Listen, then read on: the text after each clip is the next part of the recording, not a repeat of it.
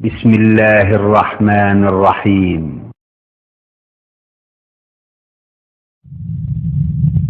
بالتعاون للدعوة والإرشاد وتوعية الجاليات بالدمام.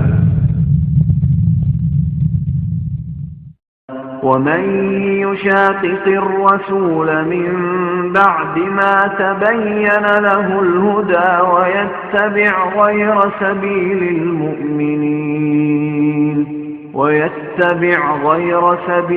المؤمنين نوله ما تولى ونصله جهنم وساءت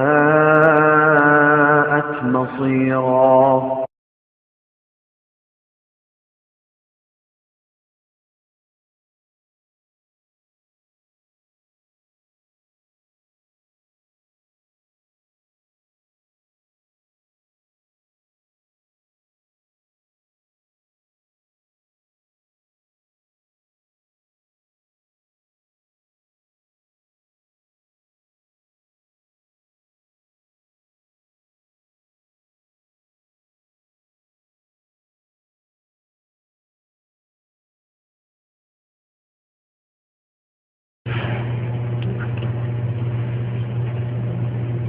السلام عليكم ورحمة الله وبركاته. إن الحمد لله نحمده ونستعينه ونستغفره ونعوذ بالله من شرور أنفسنا ومن سيئات أعمالنا. من يهده الله فلا مضل له ومن يضلله فلا هادي له. وأشهد أن لا إله إلا الله وحده لا شريك له وأشهد أن محمدا عبده ورسوله. يا أيها الذين آمنوا اتقوا الله حق تقاته ولا تموتن إلا وأنتم مسلمون. يا أيها الناس اتقوا ربكم الذي خلقكم من نفس واحدة وخلق منها زوجها وبث منهما رجالا كثيرا ونساء واتقوا الله الذي تساءلون به والأرحام إن الله كان عليكم رقيبا.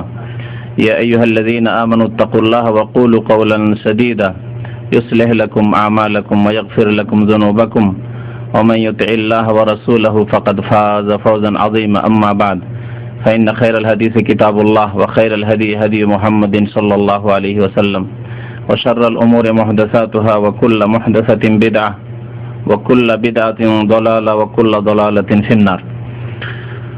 أعوذ بالله من الشيطان الرجيم. بسم الله الرحمن الرحيم. ومن أضل ممن يدعو من دون الله من لا يستجيب له إلى يوم القيامة وهم عن دعائهم غافلون. وإذا حشر الناس كانوا لهم أعداء وكانوا بعبادتهم كافرين.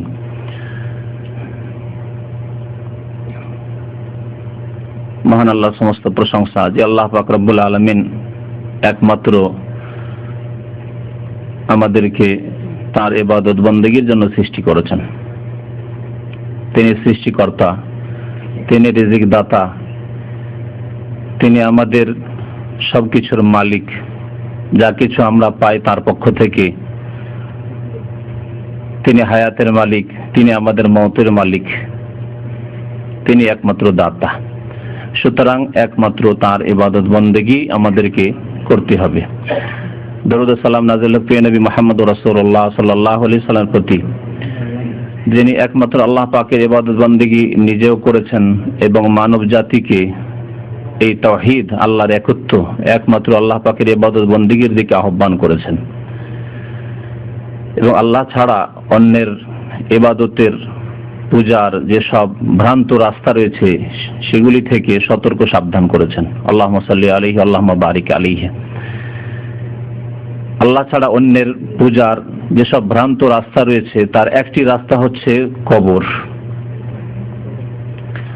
কবরকে কেন্দ্র করে আল্লাহ ছাড়া অসংখ্য বাতিল মাবুদের পূজা শুরু হয়েছে। এই কবর সম্পর্কে যেসব দিক নির্দেশনা রয়েছে নবী করিম সাল্লাল্লাহু আলাইহি সাল্লামের, সেগুলি আজকে আপনাদের সামনে পেশ করব। কবরকে নিয়ে কি বাড়াবাড়ি হয়েছে, কবরকে নিয়ে কি অতিরঞ্জন হয়েছে এবং কবরকে নিয়ে যে ব্যবসাগুলি হয়েছে, নবী করিম সাল্লাল্লাহু আলাইহি সাল্লাম এইসব রাস্তা থেকে খুব সুন্দর করে সতর্ক সাবধান করেছেন, যাতে কোনো রকমের অস্পষ্টতা না থাকে। আল্লাহ পাক রব্বুল আলামিন আমাদেরকে সৃষ্টি করেছেন একমাত্র তার ইবাদত বন্দেগীর জন্য। আর ইবাদত যে কি সেসবের শিক্ষাও তিনি দিয়েছেন। রাসূলুল্লাহ সাল্লাল্লাহু আলাইহি ওয়াসাল্লাম কেমন করে ইবাদত করতে হবে তাও আমাদেরকে শিখিয়েছেন। ইবাদতের একটি ইবাদত হচ্ছে সাজদা করা। সাজদা করা, সিজদা এমন একটি গুরুত্বপূর্ণ ইবাদত যা নামাজের মতো অত্যন্ত গুরুত্বপূর্ণ ইবাদত। ইসলামের মূল স্তম্ভ কালেমা লা ইলাহা ইল্লাল্লাহ শাহাদাতের পরে তাতে সিজদা একটি গুরুত্বপূর্ণ ইবাদত। সিজদা না হলে নামাজ হয় না, সালাত হয় না। এই সিজদা একমাত্র আল্লাহ পাকের জন্য করতে হবে, নামাজের মধ্যে হোক, নামাজের বাইরে হোক, যে কোনো সময় হোক, সিজদা একমাত্র আল্লাহ পাকের হক। এইরকমই একটি ইবাদত হচ্ছে দোয়া। দোয়া একমাত্র আল্লাহ পাকের জন্য, আল্লাহ পাকের ইবাদত। আর দোয়া হুয়াল ইবাদাহ। সহিহ মুসলিমের হাদিসে রয়েছে, নবী করিম সাল্লাল্লাহু আলাইহি ওয়াসাল্লাম ইরশাদ করেছেন, আর দোয়া হুয়াল ইবাদাহ, দোয়াই তো হচ্ছে ইবাদত। দোয়াই ইবাদত। সেই দোয়াই যদি আল্লাহকে না দিয়ে অন্য কাউকে দিয়ে দেন, কখনো আল্লাহকে দেন, কখনো অন্য কাউকে দিয়ে দেন, অন্য কারো কাছে দোয়া করেন, অন্য কাউকে ডাকেন, আহ্বান করেন, তাহলে সেই ইবাদত তো তাদেরকে দিয়ে দিলেন। আর দোয়া হুয়াল ইবাদত, দোয়াই হচ্ছে ইবাদত। সিজদা সম্পর্কে সূরা ফুসসিলাতের আয়াত নম্বর 37 আল্লাহ পাক ইরশাদ করেছেন, অমিন আয়াতিহিল লাইলু ওয়ান নাহারু ওয়াশ শামসু ওয়াল কামার। আল্লাহ পাকের বহু নিদর্শন রয়েছে পৃথিবীতে। নিদর্শনকে কোরআনে কারীমে আয়াত বলা হয়েছে। আয়াতে কাউনিয়া মানে সৃষ্টিগত আয়াত, নিদর্শন। আর আয়াতে শারঈয়া বলে কোরআনে কারীমের আয়াতকে। কোরআনে কারীমের আয়াতকেও আয়াত বলে, অমুক আয়াত, সূরা বাকারার আয়াত, হ্যাঁ অমুক সূরার আয়াত। আয়াত এগুলি হচ্ছে শারঈ আয়াত, কোরআনে কারীমের আয়াত। আর আয়াতে কাউনিয়া মানে আল্লাহ পাকের সৃষ্টিগত আয়াত,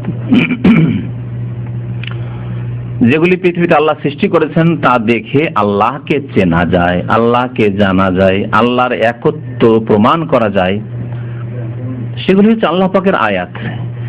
এই আয়াতগুলির কয়েকটি আয়াত মানে নিদর্শন আল্লাহ পাক উল্লেখ করেছেন। অমিন আয়াতি, আল্লাহ পাকের নিদর্শন সমূহের একটি নিদর্শন হচ্ছে আল্লাইলু, রাত।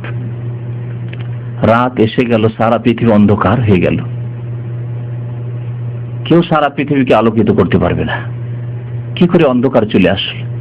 যতই আপনি দ্রুত বেগে পালাতে চেষ্টা করেন যে রাতকে আমি স্পর্শ করতে দেবো না, আমাকে মানে আলোতেই থাকবো, তারপরে পেছন দিক থেকে জানো তাড়া করে গিয়ে আপনাকে তার অন্ধকার দিয়ে ঢেকে নিচ্ছে। প্লেনে চড়ে সন্ধ্যাবেলা সফর করলে এই বিষয়টি অনুভব হয় যে দিনে চড়লাম আর আবার পশ্চিম দিকে সূর্য যেদিকে যাচ্ছে সেই দিকেই তো আমি পালাচ্ছি, যাচ্ছি, তারপরে এসে আমাকে রাত একবারে এমন ঢেকে নিল, রাত হয়ে গেল রাস্তাতে। নাহার, দিন আল্লাহ পাকের একটি নিদর্শন।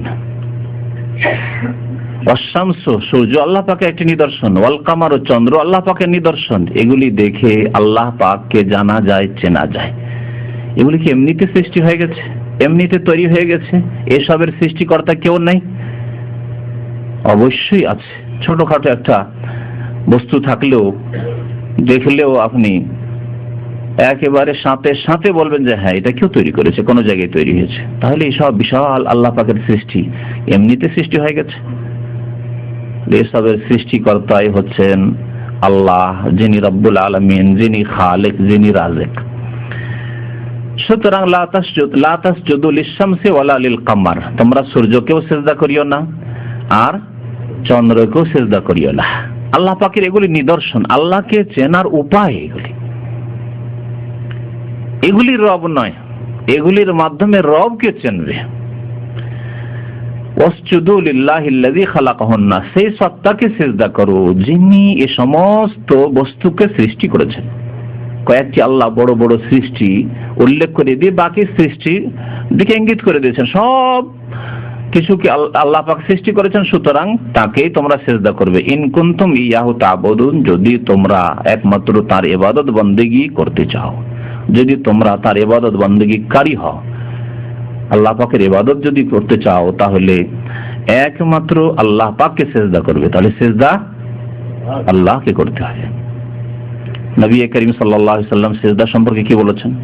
যে পৃথিবীতে কোন ব্যক্তি যদি অপর ব্যক্তিকে সিজদা করার অনুমতি পেত, লাউ কুনতু আমরু আহাদান আন ইয়াসজুদা লি আহাদিন লা আমারতুল মারআ, আমি যদি কোন ব্যক্তিকে সিজদার অনুমতি দিতাম অন্য কারো জন্য, লা আমারতুল মারআতা, তাহলে স্ত্রীকে, নারীকে আদেশ করতাম, অনুমতি দিতাম, আনতাসজুদা লি যাওজিহা, যে তুমি তোমার স্বামীকে সিজদা করতে পারো। এই সিজদা হচ্ছে তাজিমের সিজদা, সম্মানের সিজদারও যদি অবকাশ থাকতো তাহলে স্বামীকে সিজদা করার অবকাশ থাকতো। তাহলে সিজদার কোনো ভাগ নেই, যেই ভাগ বেরেলভিরা করেছে, যেই ভাগ ভারত উপমহাদেশের কবর পূজারীরা করেছে, যে সিজদা হচ্ছে দুই প্রকার, সিজদা ইবাদত আর সিজদা তাজিমি। সিজদা ইবাদত আল্লাহর জন্য, আর সিজদা তাজিমি ওলিয়ার জন্য, কবর মাজারে করা যাবে। আর এইভাবে সংসার সৃষ্টি করেছে। দেখো আদম আলাইহিস সালামকে ফেরেশতারা সিজদা করলো, আমরা করলাম তো কি হলো? আদম আলাইহিস সালামের জামানার ধর্ম কি এখন আছে? ইহুদি ধর্ম, খ্রিস্টান ধর্ম মেনে যদি জাহান্নামে যেতে হয়, নবী করিম সাল্লাল্লাহু আলাইহি সাল্লাম বলছেন যে আমার কথা শোনার পরেও যদি ইহুদি খ্রিস্টান যদি সুম্মা লা ইউমিনু আমার প্রতি ঈমান না নিয়ে আসে, তাহলে ইল্লা কানা মিন আহলিন নার, সে জাহান্নামী হবে। নবী সাল্লাল্লাহু আলাইহি ওয়াসাল্লাম যদি এই কথা বলেন যে ওয়াল্লাহি, আল্লাহর কসম করে বলছে, লাউ কানা মূসা হাইয়ান, মূসা আলাইহিস সালাম যদি এখন জীবিত থাকতেন আমার জামানায়, আমার নবুয়ত রিসালাতের জামানায়, মা ওয়াসিয়াহু ইল্লা ইত্তিবাই, তাহলে আমার অনুসরণ করা ছাড়া তার কোনো উপায় ছিল না, কোনো মুক্তি ছিল না। সুবহানাল্লাহ। তাহলে আদম আলাইহিস সালামের জামানার কথা, আদম আলাইহিস সালামকে সিজদা করেছেন ফেরেশতারা, সুতরাং আমরা যদি ওলিয়া ওলিকে সিজদা করলাম, এসব সংশয়, এগুলি শয়তানের ওহী, শয়তান কুমন্ত্রণা দিয়ে বিভ্রান্ত করেছে। তখনকার বহু মাসলা মাসাইল ছিল, সেগুলির উপর কেন আমল করেন না এই বিদাতি কবর পূজারীরা? তখন ভাই বোনকে, আপন ভাই বোনকে বিয়ে করতো না? আদম আলাইহিস সালামের ছেলে মেয়ে, এক ছেলে আর এক মেয়েকে বিয়ে করবে আজকাল কবর পূজারী বেরেলভিরা। এরকম বহু বিষয় রয়েছে। সামনের দিকে একটু এগিয়ে চলে আসেন, জায়গা পেছনে কম হচ্ছে। তো আল্লাহ পাকের তখন আদেশ ছিল যে উসজুদু লি আদমা, ফেরেশতা তোমরা আদমকে সিজদা করো, এইটি আল্লাহ পাকের ইবাদত ছিল, কারণ আল্লাহ পাক আদেশ করেছেন। সে আল্লাহ পাক বলছেন লা তাসজুদু লিশ-শামসি ওয়ালা লিল-কামার, সূর্য চন্দ্রকে সিজদা করবে না, ওয়াসজুদু লিল্লাহিল্লাযী খালাকাহুন্না, কোরআনুল কারীম আল্লাহ পাক বলছেন যে তোমরা এসবের সৃষ্টিকারীকে কি করো? সিজদা করো। তাহলে এটি হচ্ছে ইবাদত, যে একমাত্র আল্লাহ পাককে সিজদা করবে। দোয়াও একমাত্র আল্লাহর জন্য। এই দুই একটি আয়াত এই জন্য বলছি কবর সংক্রান্ত যদি আলোচনা, কারণ কবরের কাছে এগুলি হয়। কবর মাজারকে, যেই কবরগুলিকে মাজার নাম দেওয়া হয়েছে সেগুলিকে সিজদা করা হয়, আর সেগুলিতে গিয়ে তাতে যারা রয়েছে তাদের কাছে দোয়া করা হয়, তাদেরকে ডাকা হয়, ইয়া গাউসুল আজম। সেখানে গিয়েও না, দূর থেকেও, হাজার হাজার মাইল দূর থেকেও ডাকা, ইয়া গাউসুল আজম মাদদ, আব্দুল কাদের জিলানীকে ডাকছে। ইয়া খাজা বাবা মাদদ, সুদূর বাংলাদেশ থেকে খাজা মঈনুদ্দিন চিশতিকে ডাকছে। এই ডাকা, ইয়া খাজা বাবা মাদদ, সাহায্য করো, ইয়া গাউসুল আজম মাদদ, ইয়া হাসান ইয়া হুসাইন শাইআন লিল্লাহ, ইয়া আলী শাইআন লিল্লাহ, এসব হচ্ছে দোয়া। নবী সাল্লাল্লাহু আলাইহি ওয়াসাল্লাম কি বলেছেন? আর দোয়াও হুয়াল ইবাদত, দোয়াই হচ্ছে ইবাদত। তাহলে এরা কি করলো? এদের ইবাদত করলো, এদের ইবাদত করলো, যাদেরকে ডাকলো, আহ্বান করলো, তাদের ইবাদত করলো। আল্লাহ পাক ইরশাদ করেছেন সূরা জিনের আয়াত নম্বর 18-তে, ওয়া আন্নাল মাসাজিদা লিল্লাহি ফালা তাদউ মা'আল্লাহি আহাদা, নিশ্চয়ই মসজিদ সমূহ আল্লাহর জন্য, একটি অর্থ এর। আর একটি অর্থ হচ্ছে মাসাজিদ সিজদার স্থান আল্লাহর জন্য, মসজিদই হচ্ছে সিজদার স্থান, এই জন্য মসজিদকে মসজিদ বলা হয়। সিজদার স্থান আল্লাহর জন্য, এ সারা পৃথিবী আল্লাহর।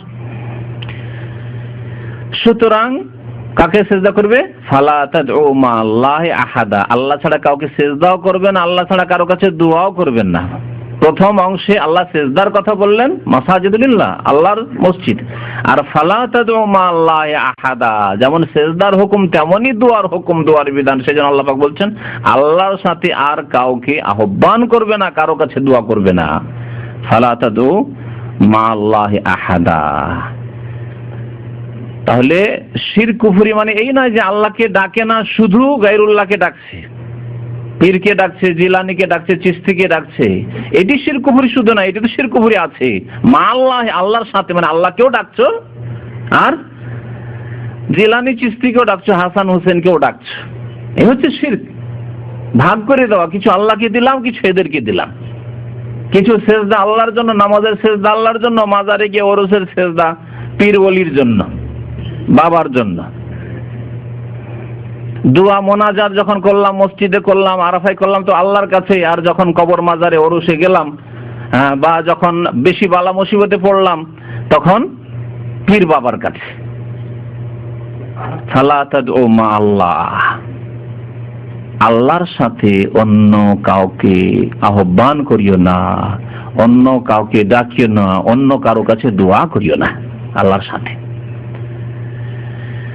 কত স্পষ্ট আয়াত আল্লাহ পাক রব্বুল আলামিন, যে একমাত্র আল্লাহকে ডাকতে হবে।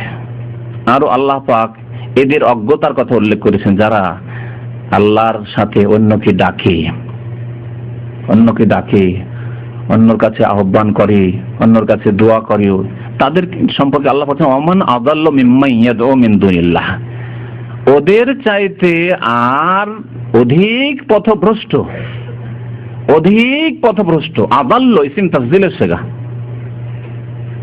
দল মানে হচ্ছে পথভ্রষ্ট, আর আযাল্লু মানে ওর চাইতে বড় পথভ্রষ্ট আর কেউ নেই। ওমান আযাল্লু মিম্মান ইয়াদউ মিন দুনিল্লাহ, আল্লাহকে ছেড়ে দিয়ে যারা অন্যকে ডাকে, অন্যের কাছে দোয়া করে, তার চাইতে অধিক পথভ্রষ্ট আর কি আছে? মানে ওর চাইতে বড় গোমরা, পথভ্রষ্ট, মুশরিক আর কেউ নেই। ও হচ্ছে বড় মুশরিক, বড় গোমরা, বড় পথভ্রষ্ট, বড় বিভ্রান্ত। কে সে? মাল্লা, যারা আল্লাহকে বাদ দিয়ে অন্যকে ডাকে। কাকে ডাকে? এমন ব্যক্তিদেরকে ডাকে মাল্লা ইয়াস্তাজিবু লাহু ইলা ইয়াউমিল কিয়ামা, যারা তাদের ডাকে কিয়ামত পর্যন্ত সাড়া দিতে পারবে না। আল্লাহ পাক বলছেন যে এরা জিলানী, চিশতি, শাহজালাল, আটরসি, যে কোনো জায়গার কবরে যারা চলে গেছে তারা হোক, অথবা অন্য মূর্তি প্রতিমা হোক, এরা কিয়ামত পর্যন্ত সাড়া দিতে পারবে না। বাস্তব সত্য। মাল্লা ইয়াস্তাজিবু লাহু ইলা ইয়াউমিল কিয়ামা, সাড়া দেওয়া হচ্ছে যে, সাড়া দেওয়া মানে হচ্ছে শুনলো, আর শোনার পরে বললো যে বাবা ঠিক আছে, তোমার কাজ হয়ে যাবে, যাও। তাহলে সাড়া দাও, সাড়া দিতে পারবে না আল্লাহ বলছেন। আর শুধু তাই নয়, আল্লাহ বলছেন ওয়াহুম আন দুআইহিম গাফিলুন, সাড়া দেওয়া তো দূরের কথা, এমন কি তাদের কাছে যে দোয়া করা হচ্ছে, তাদেরকে যে ডাকা হচ্ছে যে শাহজালাল বাবা আমার রোগ ভালো করে দাও, আমার ছেলের রোগ ভালো করে দাও, আমার ছেলেটার হেফাজত করিও, আমার মেয়েটার বিবাহের ব্যবস্থা করে দাও, ভালো একটা ছেলের ব্যবস্থা করে দাও, এই যে বাবা বাবা বাবা ডাকছেন, ওয়াহুম আন দুআইহিম গাফিলুন, এই আহ্বান থেকে, দোয়া থেকে তারা গাফেল, অনবহিত, কোনো খবর নেই, বেখবর। কত স্পষ্ট কোরআনে কারীমের কথা। এজন্য আল্লাহ পাক কোরআনে কারীম সম্পর্কে বলছে ইন্না হাযাল কুরআনা ইয়াহদি লিল্লাতী হিয়া আকওয়াম, নিশ্চয় এই কোরআন এমন একটি পথের দিকে আহ্বান করে যা সুষ্ঠু, আকওয়াম, সোজা পথ। সোজা পথ, সোজা যদি পথ থাকে, যে একটা রাস্তা ধরে নেন 91 থেকে, তারপরে তো এদিক ডানে বামে রাস্তা গিয়েছে 2-4টা রাস্তা, না কোনো রাস্তা নেই, একটি রাস্তা সোজা, একবারে রাজপথ, সোজা এই পথ ধরেন আর একেবারে গন্তব্যস্থান আপনার সামনে, রাস্তার শেষে আপনার গন্তব্যস্থান জান্নাত। এই কোরআন সেই পথের দিকে আহ্বান করে, সেই পথের দিক নির্দেশনা দেয়। সূরা আহকাফ আয়াত নম্বর 5, তারপরে আয়াতে আল্লাহ পাক বলেন ওয়াইযা হুশিরান নাসু কানু লাহুম আদাআন, যখন মানুষকে কিয়ামতের দিনে সমবেত করা হবে হাসরের মাঠে, ওয়াইযা হুশিরান নাস, ওই জন্য হাসর বলে আমাদের বাঙালি ভাইরা, কি বলে হাসর? হাসর মানে সমবেত করা, একত্রিত করা। আল্লাহ পাক জমা করবেন সারা বিশ্বের মানুষকে, সাদা কালো সব, মুমিন কাফের সব একত্রিত হবে সেই দিন, বিচার দিবস। ওয়াইযা হুশিরান নাস, নাস মানব জাতিকে, মুসলিম হোক আর কাফের হোক, কানু লাহুম আদাআন, এই যাদেরকে পীর, বাবা, খাজা আর গৌস আর কুতুব আর আবদাল বানিয়ে তাদের কাছে দোয়া করেছো, তাদেরকে আহ্বান করেছো, তাদেরকে সেজদা করেছো, কানু লাহুম আদাআন, এরা তাদের শত্রু হয়ে যাবে। বন্ধু হবে না, যাদেরকে বলেছিল ওলি ওলিউল্লাহ বন্ধু হবে তোমাদের, না, শত্রু হয়ে যাবে তোমাদের। তারা যদি সৎ থেকে থাকেন, এখানে মনে রাখবেন যে যেসব কবরের পূজা হচ্ছে সেগুলি দুই ভাগে বিভক্ত। কিছু কবর আছে যেগুলিতে আল্লাহর নেক বান্দাই দাফন হয়েছে, তারা আল্লাহর নেক বান্দা ছিলেন, কোরআন সুন্নাহর অনুসারী ছিলেন, তারাই শিরক কুফরির আদেশ করেননি, এর জন্য উৎসাহিত করেননি, এসব শিরক কুফরির রাস্তা দেখাননি। কিন্তু তাদের মরে যাওয়ার পরে ইনকাতা আমল, তাদের আমল বন্ধ হয়ে গেছে, জবান বন্ধ হয়ে গেছে, কথা বলতে পারেন না, তার জবরদস্তি করে পূজা শুরু হয়ে গেছে কবর পাকা করে।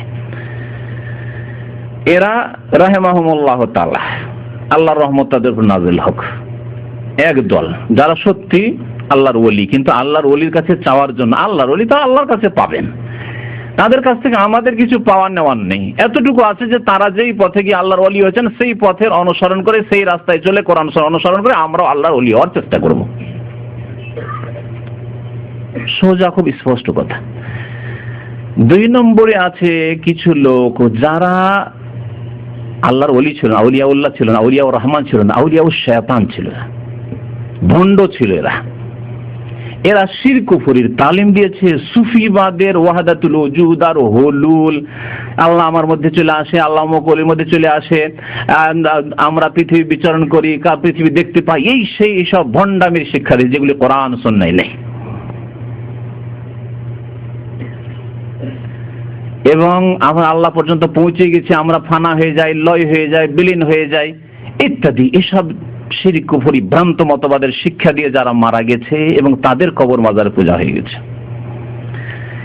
এদের সম্পর্কে কোরআনে কারীমের ওই আয়াত ফিট হবে যে আয়াতে আল্লাহ পাক বলে এদের সম্পর্কে এবং মূর্তিগুলি সম্পর্কে, প্রতিমা সম্পর্কে। আল্লাহ পাক বলছে ইন্নাকুম ওয়া মা তা'বুদুনা মিন দুনিল্লাহি হাসাবু জাহান্নাম, নিশ্চয় তোমরা হে মুশরিকরা, পৌত্তলিকরা, হে কবর পূজারীরা, হে কবরে সেজদাকারীরা, হে আল্লাহ ছাড়া অন্যের কাছে দোয়াকারীরা, ইয়া গাউসুল আজম মাদাদ, ইয়া খাজা বাবা মাদাদ, এসবকারীরা, ইন্নাকুম তোমরা ওয়া মা তা'বুদুনা মিন দুনিল্লাহ, আল্লাহকে বাদ দিয়ে যেসবের তোমরা ইবাদত পূজা করেছো, এই ভণ্ডদের যারা ওয়াহদাতুল ওজুদ আর হুলুল শিখিয়েছে, বায়েজিদ বোস্তামি আর হোসেন মানসুর হাল্লাজ আর ইবনে আরবি, এই ধরনের যারা ভণ্ড, যারা শিরক কুফরির তালিম দিয়েছে, রুমি, এইরকম যারা শিখেছে, শিরক কুফরির তালিম দিয়েছে আর মারা গেছে, তাদের কবরের পূজা করেছো, তারাও ইন্নাকুম ওয়া মা তা'বুদুনা মিন দুনিল্লাহ, তোমরা এই পূজাকারীরা আর তোমরা যেসব ভণ্ডদের পূজা করেছো, তাদের কবর পূজা করেছো, সেজদা করেছো, দোয়া করেছো তাদের কাছে, হাসাবু জাহান্নাম, জাহান্নামের তোমরা জ্বালানি হবে, ইন্ধন হবে। হাসাব মানে হচ্ছে ইন্ধন, জ্বালানি। আনতুম লাহা ওয়ারিদুন, তোমরা সকলে জাহান্নামে যাবে, সেই জাহান্নামের ঘাটে নামতে হবে তোমাদেরকে, ওয়ারিদুন।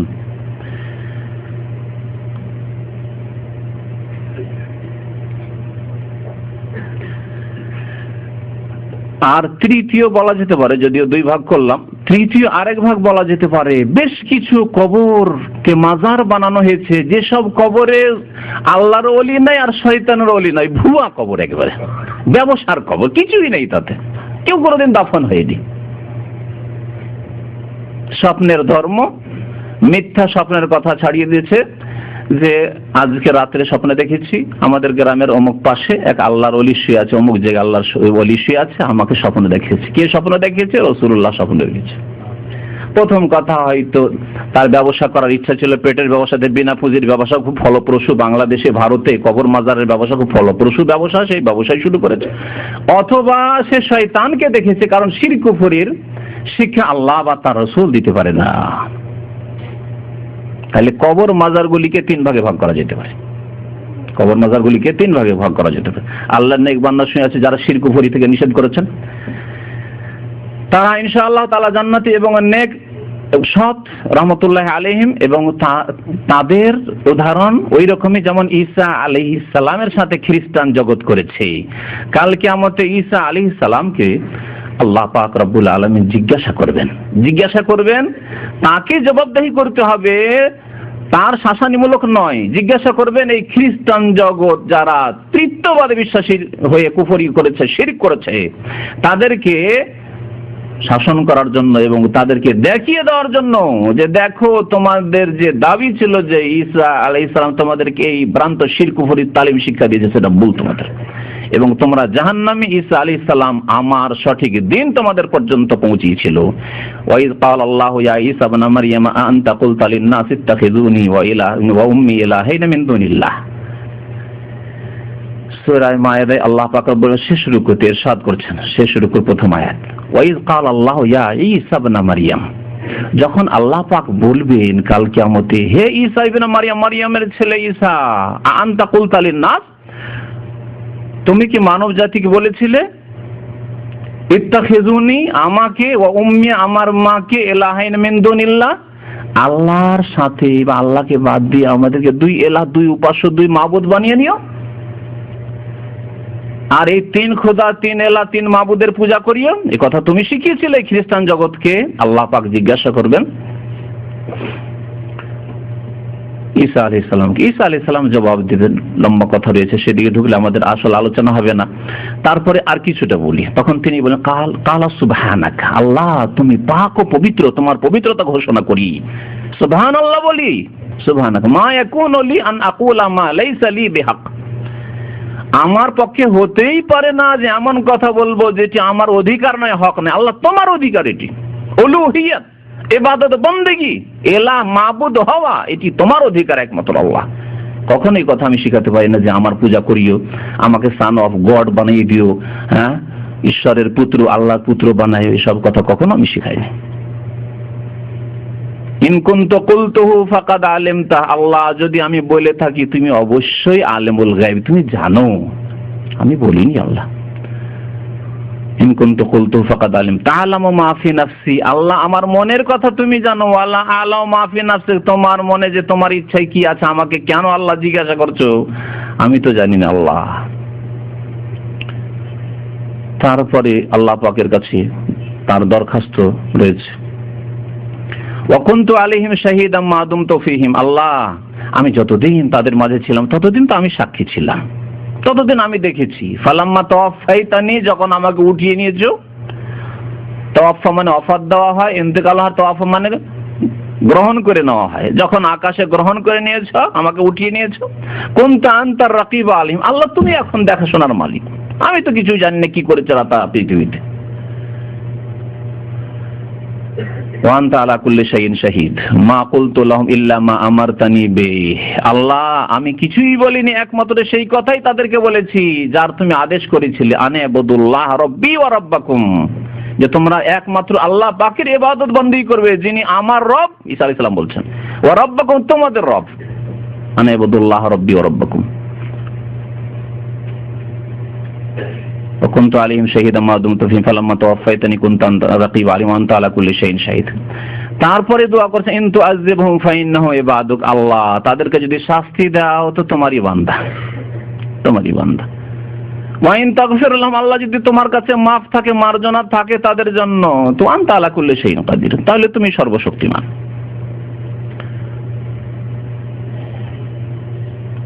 এই হচ্ছে ঈসা আলাইহিস সালামের সাথে আল্লাহ পাকের কথা হাসরের মাঠে বিচার দিবসে। আল্লাহ পাক রব্বুল আলামিন কোরআনে আরেক আয়াতেও বলেছেন যে, ওই যে আয়াতের কথা বললাম যে তোমরা এবং তোমরা যেসবের পূজা করেছো তারা জাহান্নামের ইন্ধন হবে, তারপরের আয়াতে রয়েছে ইন্নাল্লাযীনা সাবাকাত লাহুম মিন্নাল হুসনা উলাইকা আনহা মুবআদুন, যাদের জন্য আল্লাহ পাকের পক্ষ থেকে জান্নাতের ঘোষণা হয়ে গেছে আগে থেকে, সাবাকাত লাহুম মিন্নাল হুসনা, হুসনা জান্নাত, যে তারা সৎকর্মশীল ছিল এবং তারা জান্নাতি, এর কথা হয়, অর্থাৎ আল্লাহর নেক বান্দা। ঈসা আলাইহিস সালাম যদি তার পূজা করা হয়েছে, আল্লাহর নেক বান্দা, আল্লাহর ওলি যারা, তারা শিরক কুফরির আদেশ দেন, কোরআন সুন্নাহর প্রচার করেছেন কিন্তু তাদের পূজা করেছে, তাদের কবর পাকা করেছে এরা, উলাইকা আনহা মুবআদুন, এদেরকে জাহান্নাম থেকে দূরে রাখা হবে, এরা জাহান্নামের ইন্ধন হবে না। তাহলে যে ভাগ করলাম, কবরে যারা চলে গেছে এবং সেসব কবরে পূজা হচ্ছে মাজার বানিয়ে দিয়ে, সেসবের প্রথম শ্রেণী যারা, তাদের সম্পর্কে আল্লাহ বলছেন উলাইকা আনহা মুবাদুন, তারা জাহান্নাম থেকে দূরে থাকবে, কারণ তারা সৎকর্মশীল ছিলেন এবং তারা কোরআন সুন্নাহর অনুসারী ছিলেন, তারা সঠিক রাস্তা দেখিয়েছেন, বিভ্রান্ত মানুষকে করেননি।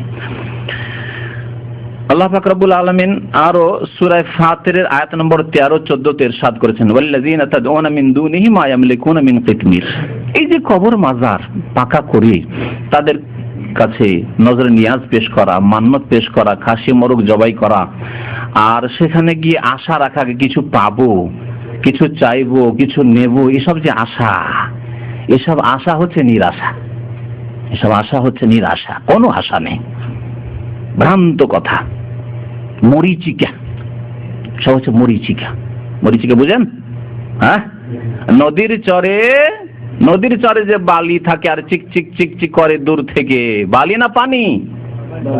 হ্যাঁ, বালি, কিন্তু দূর থেকে মনে হয় যে পানি, একে বলে মরিচিকা। পানির আশায় যাচ্ছেন কিন্তু পানি পাচ্ছেন শুধু বালি আর বালি।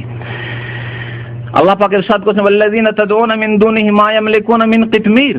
আল্লাহকে বাদ দিয়ে যাদেরকে তোমরা ডাকছো, যাদের কাছে দোয়া করছো, তারা কিতমিরেরও মালিক না। তোমার রোগ ভালো করা তো দূরের কথা, তোমার ছেলের হেফাজত করা, মেয়ের হেফাজত করা তো দূরের কথা, তোমার মনের কামনা বাসনা পূরণ করা তো দূরের কথা, তোমার হায়াত বাড়িয়ে দেওয়া, সুখ দেওয়া, দুঃখ দূর করে দেওয়া, এসব তো দূরের কথা। মা ইয়ামলিকুনা মিন কিতমির, কিতমিরেরও মালিক না। কিতমির কাকে বলে? আরবি ভাষায় কিতমির বলে খেজুর। খুলেন, হ্যাঁ, তারপর আঁটি আছে, হ্যাঁ, আঁটির ওপরে চিকন রসুনের চোকার চাইতেও একেবারে চিকন আছে না একটা সাদা আবরণ, ওকে বলে কিতমির। আব্দুল কাদের জিলানী, খাজা মঈনুদ্দিন চিশতি, শাহজালাল, অমক আর তমক, হাসান হোসেন, যে কোনো ব্যক্তি হোক না কেন, সত্যি আল্লাহর ওলি হোক অথবা মৃত্যুক আল্লাহর ওলি হোক, যে কেউ হোক না কেন, যাদেরকে তোমরা ডাকছো মা ইয়ামলিকুনা মিন কিতমির, ওই খেজুরের আটির ওপর যে আবরণ রয়েছে, চিকন আবরণ, সেই আবরণের মালিক ওটাও দিতে পারে না তোমাদেরকে, ওটাও দিতে পারে না তোমাদেরকে। খেজুর দেওয়া তো দূরের কথা। মা ইয়ামলিকুনা মিন কিতমির। তারপরে আল্লাহ পাক বলছেন ইন তাদউহুম, তাদেরকে যদি ডাকো, বলো খাজা বাবা মাদাদ, শাহজালাল বাবা উদ্ধার করো, হ্যাঁ, ইয়া গাউসুল আজম, মহান উদ্ধারকারী গাউসুল আজম জিলানী, শাইয়ান লিল্লাহ, আল্লাহর রাস্তে কিছু দাও। লা ইয়াসমাউ দুআআকুম, প্রথম কথা তোমাদের ডাক শোনেন না তারা। কত স্পষ্ট কোরআন কারীমের কথা, লা ইয়াসমাউ দুআ, শোনেন না তোমাদের ডাক। ওয়ালাউ সামিউ, যদি সামান্য কিছু সময়ের জন্য ধরেই নিলাম, আমরা সাপোজ ধরি না, ধরেই নিলাম, আসলে মানি না কিন্তু ধরেই নিলাম, মনে করো, ওয়ালাউ সামিউ, যদি শোনেও, মাস্তাজাবু লাকুম, তোমাদের ডাকের জবাব দিতে পারবে না, ডাকে সাড়া দিতে পারবে না। ওয়া ইয়াউমাল কিয়ামাতি ইয়াকফুরুনা বিশিরকিকুম, এবং কিয়ামতের দিনে বিচার দিবসে আল্লাহর দরবারে হাজির হয়ে তোমাদের শিরককে অস্বীকার করবে যে আমরা বলিনি আল্লাহ। যেমন ঈসা আলাইহিস সালাম অস্বীকার করবেন, তেমন এই সৎ আল্লাহর বান্দা, আল্লাহর ওলি যারা, তারা অস্বীকার করবেন। ওয়ালা ইউনাব্বিউকা মিসলু খাবীর, আল্লাহ পাক যিনি সূক্ষ্ম খবর রাখেন তার মতো তোমাদেরকে সঠিক কথা আর কেউ বলতে পারে না। আল্লাহ স্বয়ং তোমাদেরকে বলছেন যে খবরদার তাদেরকে ডাকিও না। ওয়ালা ইউনাব্বিউকা মিসলু খাবীর, আল্লাহ বলছেন যে এই করো, আর তোমরা মাজার নিয়ে ব্যস্ত, কবর নিয়ে ব্যস্ত। কবর সম্পর্কে যেসব কাজ হয় তার একটি হচ্ছে কবরগুলিকে পাকা করা বা সেজদার স্থানে পরিণত করা। এটা বিভিন্ন রকম ভাবে হয়ে থাকে। এক হচ্ছে, প্রথম যেটা শুরু হয়েছে, আল্লাহর নেক বান্দা, বিশিষ্ট ব্যক্তি, আলেমে দ্বীন, হ্যাঁ, বুজুর্গ মানুষ ছিলেন, পীর ছিলেন, সুতরাং মসজিদের এক সাইডে কবর দাও। ভারত উপমহাদেশে বা যেসব দেশেই কবর মাজার পূজা শুরু হয়েছে তার প্রথম সূত্রপাত হয়েছে এইভাবে, মসজিদে কবর দেওয়া। মসজিদ আগে থেকে ছিল, মসজিদের বারান্দায় কবর দিয়ে দিল, মসজিদের এক সাইডে কবর দিল, কিছুদিন পরে মসজিদটা বড় করতে হইলো, দিল, বড় করে চারিদিকে নামাজ হচ্ছে, মধ্যখানে কবর, পিছনে কবরকে সামনে করে নামাজ হচ্ছে। আছে না মসজিদ, বহু মসজিদ এরকম, বহু মসজিদ আছে এরকম হয়েছে। এর উল্টো একটা হয়েছে, কবর আগে হয়ে গেছে, এত বুজুর্গ লোক, এত আল্লাহওয়ালা লোক, সুতরাং কি করতে হবে? মসজিদ বানিয়ে দিয়ে ওপর নামাজও পড়বো, তাহলে জিয়ারতের জন্য সে যে প্রস্তুতি নিয়ে আসতে হবে না, 5 ওয়াক্ত জিয়ারত হইতেই থাকবে। দেখবেন অধিকাংশ, বরং সবগুলি বিদাতের ক্ষেত্রে একটি সৎ উদ্দেশ্য অবশ্যই কাজ করেছে, কিন্তু সৎ উদ্দেশ্য হলেও যেহেতু কোরআন হাদিস বিরোধী, সেই জন্য হয় বিদাত, কমের পক্ষে না হলে শিরক। বিদাত কোনোদিনই চুরি ডাকাতির মতো খারাপ নিয়তে করা হয়নি, কিন্তু চুরি ডাকাতির চাইতে খারাপ কাজ করেছে বিদাত করে। আল্লাহর ওলিরা, এদের জিয়ারত করা উচিত। বড় বিয়াদবি হচ্ছে যে মাসকে মাস আমরা সেখানে তাদের কবরের কাছে যেতে পারি না, একটা কাজ করি, ওই মসজিদ বানিয়ে দিই ওর উপরে, তাহলে মসজিদে 5 ওয়াক্ত মুসল্লিরা আসতেই থাকবে, জিয়ারত হইতেই থাকবে। কবর আগে থেকে ছিল, মসজিদ বানিয়েছে কবরের ওপর, অথবা মসজিদ আগে ছিল, মসজিদের মধ্যে কবর দিয়ে দিচ্ছে। কাজী নজরুল ইসলাম কবি। আর আমার এই সমালোচনার মানে এই নয় যে শ্রদ্ধার নেই, আপন জায়গায় কবি হিসাবে তার শ্রদ্ধা আছে, কিন্তু তারা আকীদার ইতিম ছিলেন, সঠিক ইসলাম সম্পর্কে তাদের কোনো জ্ঞান ছিল না।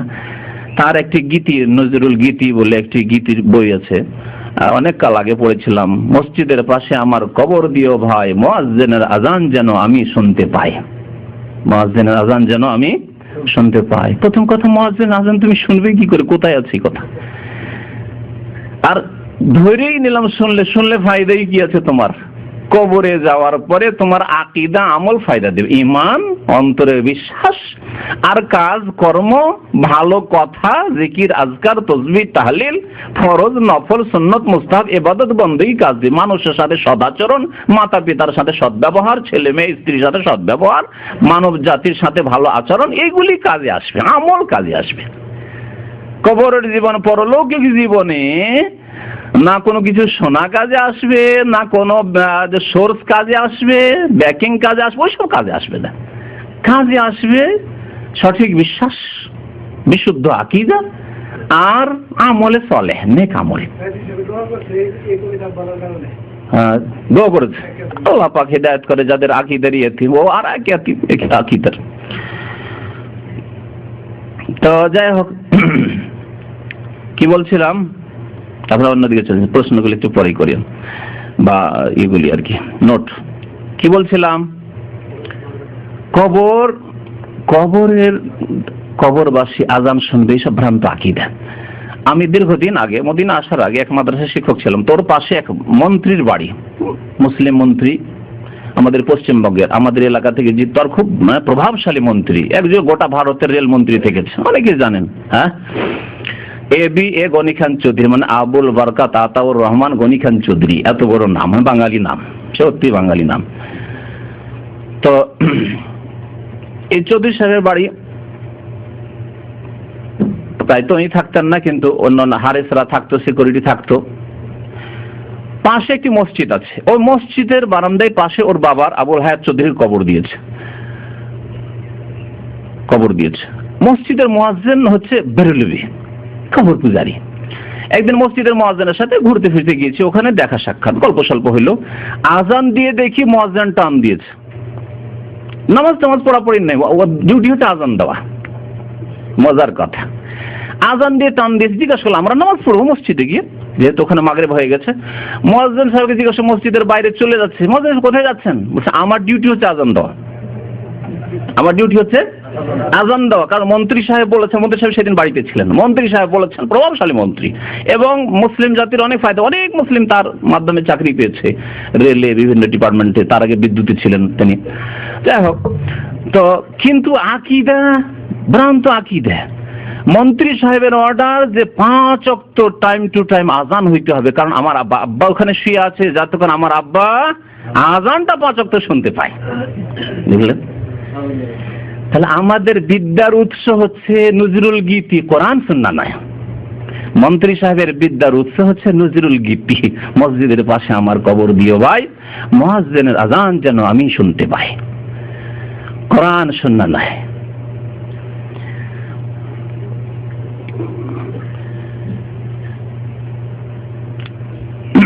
তো মসজিদ বানানো হয়েছে কবরগুলিকে, মসজিদ বানানো হয়েছে কবরগুলি কি। আর এটা সাধারণত প্রভাবশালী যাদের পার্থিব ক্ষমতা আছে তারাই এরকম কাজ করেছে, যাদের দল ভারী অথবা শাসক তাদের ফেভারে তারাই এই কাজগুলি করেছে। এর প্রমাণ কোরআনে কারীমে রয়েছে।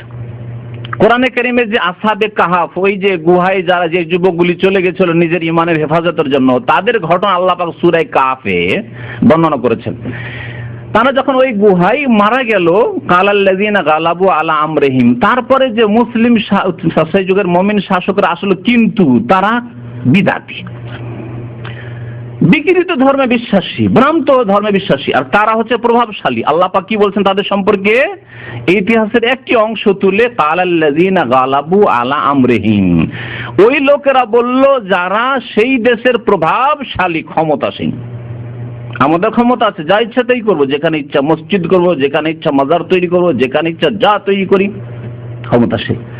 লানাত্তাখিযান্না আলাইহিম মসজিদা, এই গুহার ওপর কাহাফের ওপর কি করব? মসজিদ তৈরি করব। কবর পূজা কেমন ভাবে শুরু হচ্ছে দেখুন, কবর পূজা কেমন ভাবে শুরু হচ্ছে।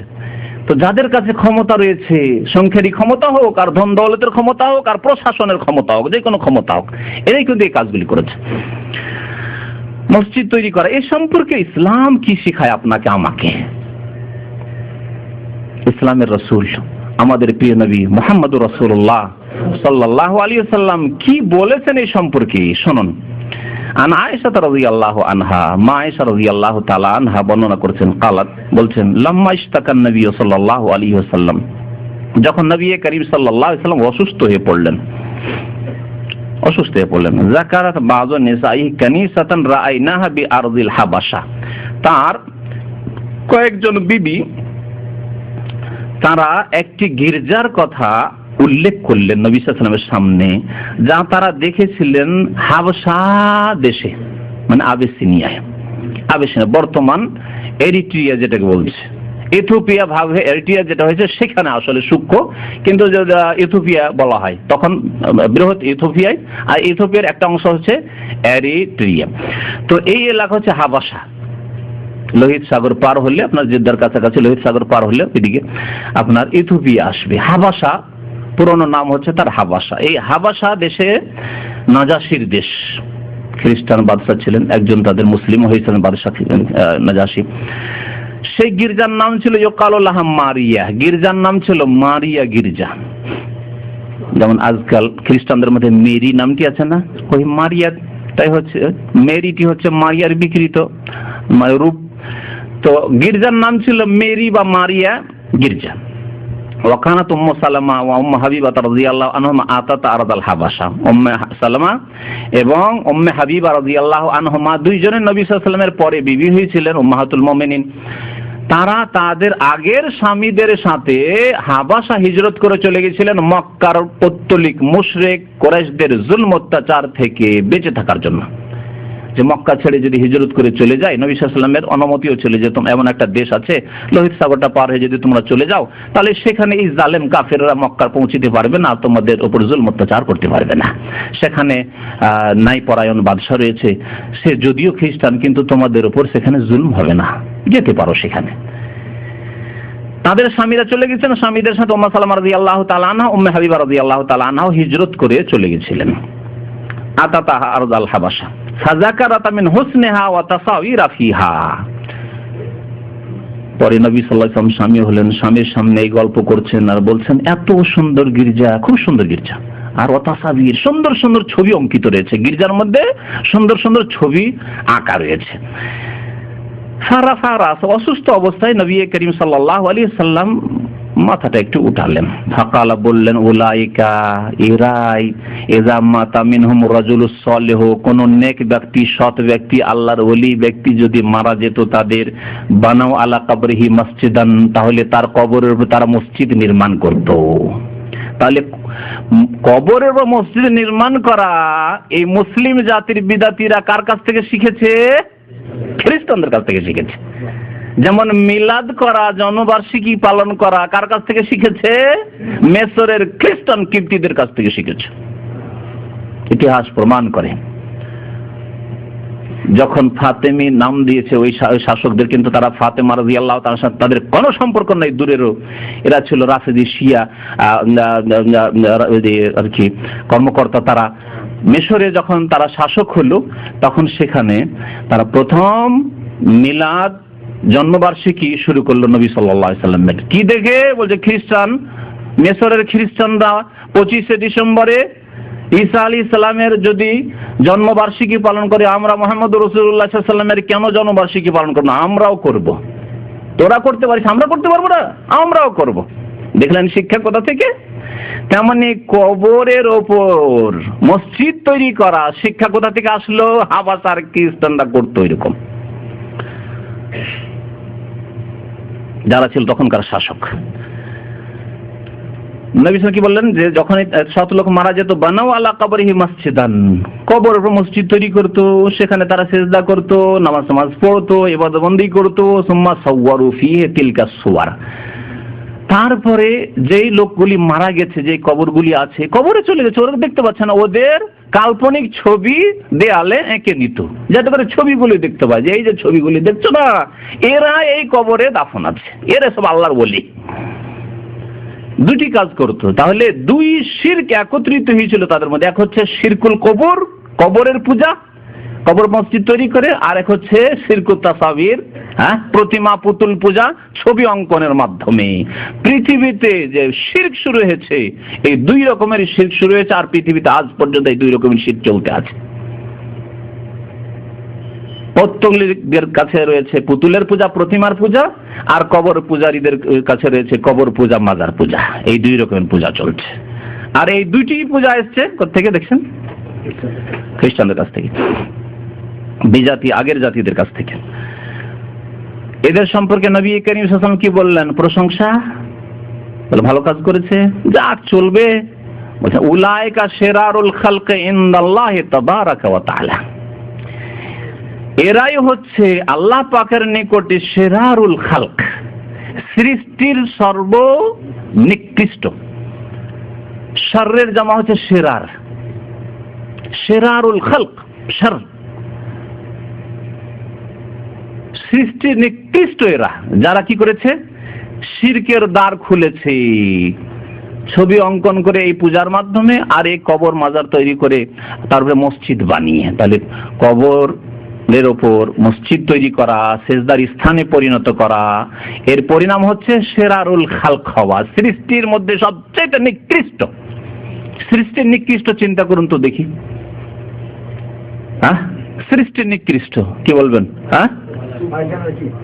পায়খানার কীট, সব সময় নাপাকিতে থাকে। আরে কুকুরে নাপাকি খেলে সব সময় নাপাকিতে ডুবে থাকে না, শুকুরে নাপাকি খেলে সব সময় নাপাকিতে ডুবে থাকে না, কিন্তু পায়খানার যে পোকাগুলি রয়েছে কলকল করে, এগুলি সব সময় নাপাকিতে থাকে। শিরারুল খালক, তার চাইতে নিকৃষ্ট যারা আল্লাহ ছাড়া অন্যের পূজা করে, আল্লাহ সৃষ্টি করলেন অন্যকে সেজদা করে, যারা কবর মাজার তৈরি করেছে, যারা প্রতিমা পুতুল তৈরি করেছে আর তার পূজা করেছে, উলাইকা শিরারুল খালক ইনদাল্লাহি। সহিহ বুখারীর হাদিস। সহিহ বুখারীতে এই হাদিসটি 3 জায়গায় রয়েছে, 427 নম্বর, 434 নম্বর, 3873 নম্বর।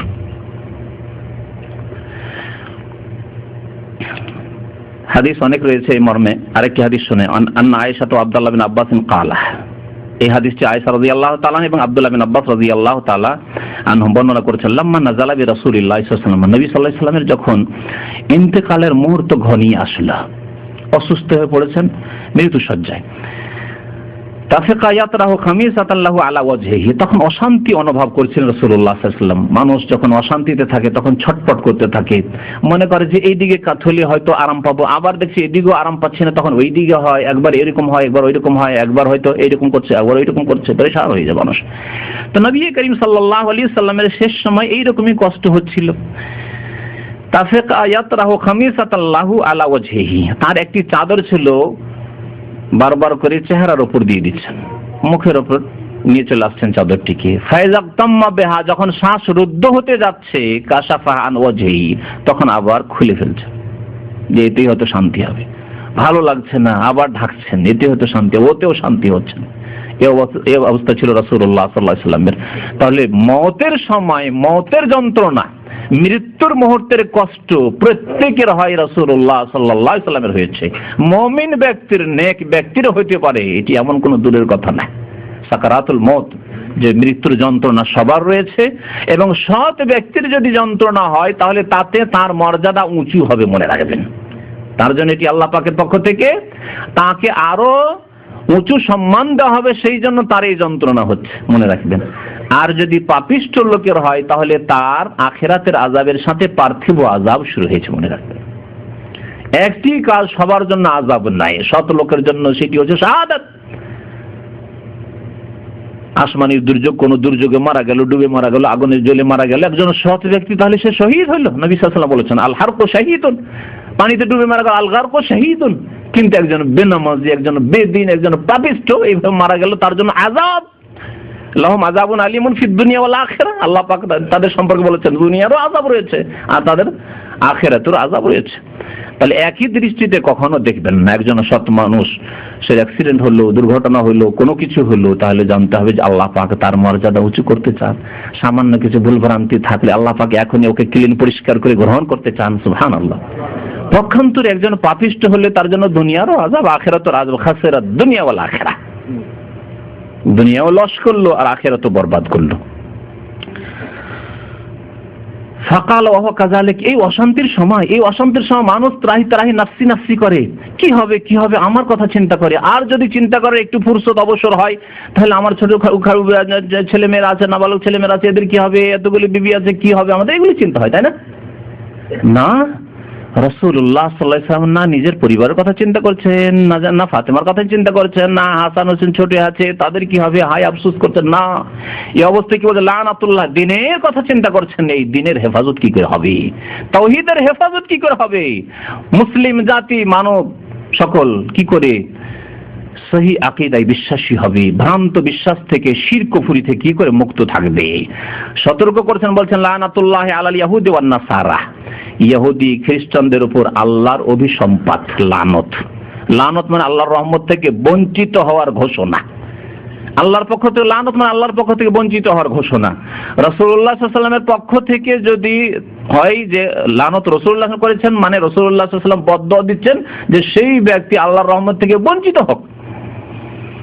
আর আল্লাহর লানতের কথা উল্লেখ করছেন নবী সাল্লাল্লাহু আলাইহি ওয়াসাল্লাম, অর্থাৎ আল্লাহর পক্ষ থেকে গায়েবের খবর ওহী ভিত্তিক তিনি দিচ্ছেন যে আল্লাহ পাক তার রহমত থেকে বঞ্চিত করার ঘোষণা করেছেন। কাদেরকে? ইহুদি এবং খ্রিস্টানদেরকে। কেন? এই জন্য যে ইত্তাখাযু কুবুর আম্বিয়াহিম মাসাজিদা, তাদের নবীগণের কবরগুলিকে তারা সিজদার স্থানে পরিণত করেছে। নবীর কবরের চারিদিকে সিজদা করেছে, নবীর কবরের ওপর মসজিদ তৈরি করেছে, ইবাদত বন্দেগী শুরু করেছে ওখানে। কবরস্থান ইবাদত বন্দেগীর জায়গা নয়, কবরস্থান বা কোনো কবরের জায়গা ইবাদত বন্দেগীর জায়গা নয়। ইউহাজ্জিরু মা সানাউ। তারপরে মায়েশা রাদিয়াল্লাহু তাআলা আনহা এবং ইবনে আব্বাস রাদিয়াল্লাহু তাআলা আনহুমা যে রিওয়ায়াত করেছেন, বলছেন যে উদ্দেশ্য কি, নবী সাল্লাল্লাহু আলাইহি ওয়াসাল্লাম শেষ মুহূর্তে অশান্তি বোধ করছেন আর সেই সময় বলছেন যে ইহুদি খ্রিস্টানদের উপর লানত হোক, শুধু একটা সংবাদ দিচ্ছেন, ইতিহাস উল্লেখ করছেন ইহুদি খ্রিস্টানদের প্রাচীন ইতিহাস এইরকম না, এই উদ্দেশ্য নয়। বা কোন জাতির উপর লানতের শুধু ঘোষণা করছেন না, তাও নয়। বদদুয়া দিচ্ছেন, তাও নয়। ইউহাজ্জিরু মা সানাউ, ইহুদি খ্রিস্টানরা যে পাপ করেছে, যে শিরক করেছে, যে কুফরি করেছে, এই শিরক কুফরি থেকে উম্মতে মুহাম্মাদিয়াকে সতর্ক করছেন। ইউহাজ্জিরু, তাহযীর মানে সতর্ক করা। আজকাল যে দেখবেন যেগুলো জায়গায় লেখা আছে সাবধান, যেখানে হয়তো বিদ্যুৎ আছে, হ্যাঁ, মানুষের সর্বনাশ হতে পারে, সেখানে তাহযীর, সতর্ক, সাবধান। সাবধান করেছেন রাসূলুল্লাহ সাল্লাল্লাহু আলাইহি ওয়াসাল্লাম, খবরদার তোমরা এরকম কাজ করিও না, কবর মসজিদ তৈরি করিও না, আর মসজিদের ভিতরে কবর দিও না। বুখারী শরীফ, মুসলিম শরীফের হাদিস, হাদিস নম্বর 435। আবু হুরায়রা রাদিয়াল্লাহু তাআলা আর কি হাদিস বর্ণনা করেছেন যে আন্না রাসূলুল্লাহ সাল্লাল্লাহু আলাইহি ওয়াসাল্লাম قال রাসূলুল্লাহ সাল্লাল্লাহু আলাইহি ওয়াসাল্লাম ইরশাদ করেছেন, কাতালাল্লাহুল ইয়াহুদ, ইহুদিদেরকে আল্লাহ ধ্বংস করুক। কাতালা মানে ধ্বংস করা, কাতালা মানে ধ্বংস, আল্লাহ সর্বনাশ করুক ইহুদিদের। কেন? ইত্তাখাযু কুবুর আম্বিয়াহি মাসাজিদা, তাদের নবীগণের কবরগুলিকে সিজদার স্থানে পরিণত করেছে। সহিহ বুখারী শরীফের হাদিস। মায়েশা রাদিয়াল্লাহু তাআলা আরো একটি হাদিস বর্ণনা করেছেন, কালা ফি মারাজিহিল্লাযী মাতা ফিহি, বলছেন কি নবী সাল্লাল্লাহু আলাইহি ওয়াসাল্লাম সম্পর্কে মায়েশা রাদিয়াল্লাহু তাআলা, ভালো করে শুনুন, ফি মারাজিহি, সেই অসুস্থতাই, আল্লাযী মাতা ফিহি, যাতে নবী সাল্লাল্লাহু আলাইহি ওয়াসাল্লামের কি হয়েছে, কি হয়েছে, মাতা ফিহি, মৃত্যু হয়েছে, মওত হয়েছে, মাতা ইয়ামুতু মাউতান। বিদাতি মৌলভী সাহেবদেরকে বিশেষ করে আমি সম্বোধন করছি যে আল্লাহ নবী সাল্লাল্লাহু আলাইহি সাল্লামের সম্পর্কে মায়েশা কি বলছেন, মাতা ফিহি, আর এই বিদাতিরা বলছে না, নবী সাল্লাল্লাহু আলাইহি সাল্লাম হায়াতে রয়েছেন। কি বলবেন বলুন? মায়েশা রাদিয়াল্লাহু তাআলা আনহা সহি আকীদা জানতেন না, এই বিদাতিরা সহি আকীদা 1400 বছর পরে জানলাম। নবী সাল্লাল্লাহু আলাইহি ওয়াসাল্লাম জীবিত আছেন, মরেননি, মরা বলা বেয়াদবি, নবী সাল্লাল্লাহু আলাইহি ওয়াসাল্লাম ইন্তেকাল হয়েছে বেয়াদবি বলা, নবী সাল্লাল্লাহু আলাইহি ওয়াসাল্লাম ওয়াফাত হয়েছে বেয়াদবি বলা, এই বেয়াদবি মায়েশা করছেন না সহি আকীদা আমাদেরকে শিখিয়েছেন? বলুন, যদি কোন ব্যক্তি সাহাবায়ে কেরামরা যে বিশ্বাস রাখতেন সেই বিশ্বাসের অন্য বিশ্বাস রাখে, না ওই বিশ্বাস রাখি না, মায়েশা যে বিশ্বাস রাখে ওই বিশ্বাস আমি রাখি না, সে মুসলিম থাকবে? একমত ইনশাআল্লাহ তাআলা। কারণ আল্লাহ পাক কোরআনে কারীমে বলেছেন, ফাইন আমানু বিমিসলি মা আমানতুম বিহি, সূরা বাকারায় আল্লাহ পাক ইরশাদ করেছেন, তারা যদি ঈমান নিয়ে আসে, মানে পরবর্তী লোকেরা, আমাদের সম্পর্কে বলছেন, সাহাবায়ে কেরামের পরের জামানা সম্পর্কে বলা হচ্ছে, তাবেঈনদের থেকে শুরু করে কিয়ামত পর্যন্ত যত মানুষ আসবে, তারা যদি ঈমান নিয়ে আসে, বিমিসলি মা আমানতুম বিহি, তোমরা যেমন ঈমান নিয়ে এসেছো হে রাসূল মুহাম্মদ সাল্লাল্লাহু আলাইহি সাল্লাম, হে আবু বকর ওমর, হে সাহাবায়ে কেরাম, তোমরা যেমন ঈমান নিয়ে এসেছো ওই রকম যদি তারা ঈমান নিয়ে আসে, ফাকাদ ইহতাদাউ, তাহলে হিদায়াত পাবে। হে আয়েশা, তোমরা যেমন ঈমান নিয়ে এসেছো, উম্মে সালামা, উম্মে হাবিবা, তোমরা যেমন ঈমান নিয়ে এসেছো সেই রকম ঈমান যদি তারা নিয়ে আসে, সেই রকম বিশ্বাস করে, তাহলেই তারা হিদায়াত পাবে। ওয়া ইন তাওয়াল্লাউ, আর তারা যদি বলে না না, মা আয়েশা মাতা বললে কি হবে, নবী মরেননি, নবীর ইন্তেকাল হয়নি, তাহলে ওয়া ইন তাওয়াল্লাউ ফাইন্নামা হুম ফি শিকাক, তাহলে তারা বিক্ষিপ্ত হয়ে গেছে, তাদের অন্তরে শিকাক, ফাটল রয়েছে, কোরআন সুন্নাহর সাথে মজবুত হয়ে নাই, তারা অটুট নয়, শিকাক, বিক্ষিপ্ত বিচ্ছিন্ন হয়ে রয়েছে। ফাসায়াকফিকাহুমুল্লাহ, আল্লাহ পাক বলছেন এদের জন্য আল্লাহ পাক যথেষ্ট। হে নবী, তোমার জন্য এরা, আল্লাহ পাক রব্বুল আলামিন বলছেন যে হে নবী, তোমার এরা কোনো ক্ষতি করতে পারবে না, তোমার দিনের কোনো ক্ষতি করতে পারবে না, আল্লাহ পাক তোমার পক্ষ থেকে এদের জন্য যথেষ্ট। আল্লাহ এদের হিসাব নেবেন, এদের সাথে বোঝাপড়া আল্লাহ পাক করবেন। ফাসায়াকফিকাহুমুল্লাহ বলছেন যে সেই অসুস্থতা ইন্তেকাল হয়ে যায় নবী সাল্লাল্লাহু আলাইহি ওয়াসাল্লাম, লানাল্লাহুল ইয়াহুদা ওয়ান নাসারা, ইহুদি খ্রিস্টানদের উপর আল্লাহর লানত হয়েছে, ইত্তাখাযু কুবুর আনবিহি মাসাজিদা, এর অর্থ করা হয়েছে কালাত। তারপরে মা আয়েশা বলছেন, ওয়ালাউলা যালিকা, এই ভয় যদি না থাকতো নবী সাল্লাল্লাহু আলাইহি ওয়াসাল্লামের কবর সম্পর্কে, লা উবরিজা কবরুহু, তাহলে বা লা আবরাজু কবরাহু, দুই রকম রিওয়ায়াত, লা উবরিজা কবরুহু, তাহলে নবী সাল্লাল্লাহু আলাইহি ওয়াসাল্লামের কবরটিকে প্রকাশ্য জায়গায় রাখা হইতো, ঘরের মধ্যে দাফন করা হইতো না। ঘরের মধ্যে এই রহস্যই দাফন করা হয়েছে যে তাহলে যেই সেই ঢুকতেও পারবে না, আর কবরের কাছে গিয়ে সেজদাও করতে পারবে না, কবরের কাছে নবীর কাছে দোয়াও করতে পারবে না, আর নজর মান্যত ওখানে পেশ করব, দরখাস্ত আরজি পেশ করব, এই সবও করতে পারবে না। যদি বাইরে হইতো কোন জায়গায়, খোলা জায়গায়, তাহলে কে পাহারা দিবে? যখন তখন এসে দরখাস্ত নিয়ে আসে, ইয়া রাসূলুল্লাহ নজর রহম ফরমাইয়ে, তারাহাম ইয়া নবী আল্লাহ তারাহাম, ফাজাইলে দুরুদ ফাজাইল আমল শোনাবো, তার কবিতা শুনে যাওয়াটা, ইয়া রাসূলুল্লাহ রহম করুন, দয়া করুন, এগুলো এসে পড়তো, কে বাধা দিত খোলা জায়গায় থাকলে? ওয়ালাউলা যালিকা, এই আশঙ্কার জন্য নবীর কবরকে ঘরের মধ্যে দেওয়া হয়েছে, না হলে বাইরে দেওয়া হতো, লাউবরাজা কবরহু, কবরকে বাইরে দেওয়া হতো, লাবরাজু কবরহু, অন্য রিওয়ায়াতে সাহাবায়ে কেরাম খোলা জায়গায় তার কবর দিতেন, কিন্তু এই আশঙ্কায় খোলা জায়গায় কবর দিলে কিছুদিন পরে শিরক বিদআত শুরু হবে, কবর মাজার পূজার ব্যবসা যখন শুরু হবে তখন বড় মাজারে পরিণত হবে, আর সবাই এসে সেজদা করা, কে মান্নত করা, কে হাঁস মুরগ জবাই করা, কি তওয়াফ করা, এই সব শুরু হবে।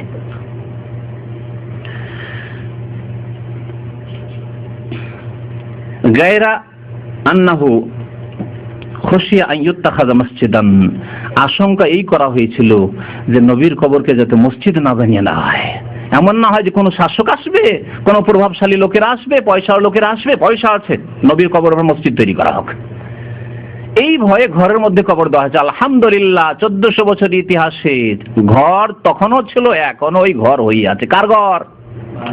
মা আয়েশা রাদিয়াল্লাহু তাআলা আনহার ঘর নবী সাল্লাল্লাহু আলাইহি ওয়াসাল্লামের ছোট বিবির ঘর, ওই ঘরেই দাফন হয়েছে, ওই ঘরই আছে। কোন একদিনের জন্য সেই ঘরের মধ্যে কোনো নামাজ হয়নি। সুতরাং বিদআতীদের ভ্রান্ত ধারণা, অনেকে বলে যে মসজিদের মধ্যে, মসজিদ চারিদিকে করে হয়ে গেছে কিন্তু ঘরই আছে, সেই জায়গায় কোনোদিন না মসজিদ ছিল একদিনের জন্য, না সেজদা হয়েছে, না নামাজ হয়েছে, সেখানে ঘর আছে আপন জায়গায়, এবং কয়েক ঘেরা বেড়া দিয়ে ঘেরা আছে যাতে করে কেউ ওর মধ্যে ঢুকতে না পারে, এবং সরাসরি কিবলা বানিয়ে তাকে সামনে সেজদা না করতে পারে। তারপর যাদের অন্তর বাঁকা, যাদের অন্তরে বক্রত আছে, ফাম্মাল্লাযীনা ফী কুলুবিহিম যায়গুন, আল্লাহ পাক বলছেন সূরা আলে ইমরানের শুরুতে, যাদের অন্তর বাঁকা, তো বাঁকা অন্তর নিয়ে ওখানে যায়, কত রকমের দরখাস্ত নিয়ে যায়, নবীর দরবারে হাজিরা দিতে যাচ্ছি, নবীর দরবারে মনের কামনা বাসনা পূরণের জন্য যাচ্ছে, নবীর কবরের কাছে গিয়ে বেশি বেশি নামাজ পড়বো, তা দোয়া করবো, তাহলে দোয়াটা তাড়াতাড়ি দ্রুত একেবারে কবুল হবে, হটলাইন পেয়ে যাব, এইসব ভ্রান্ত ধারণা।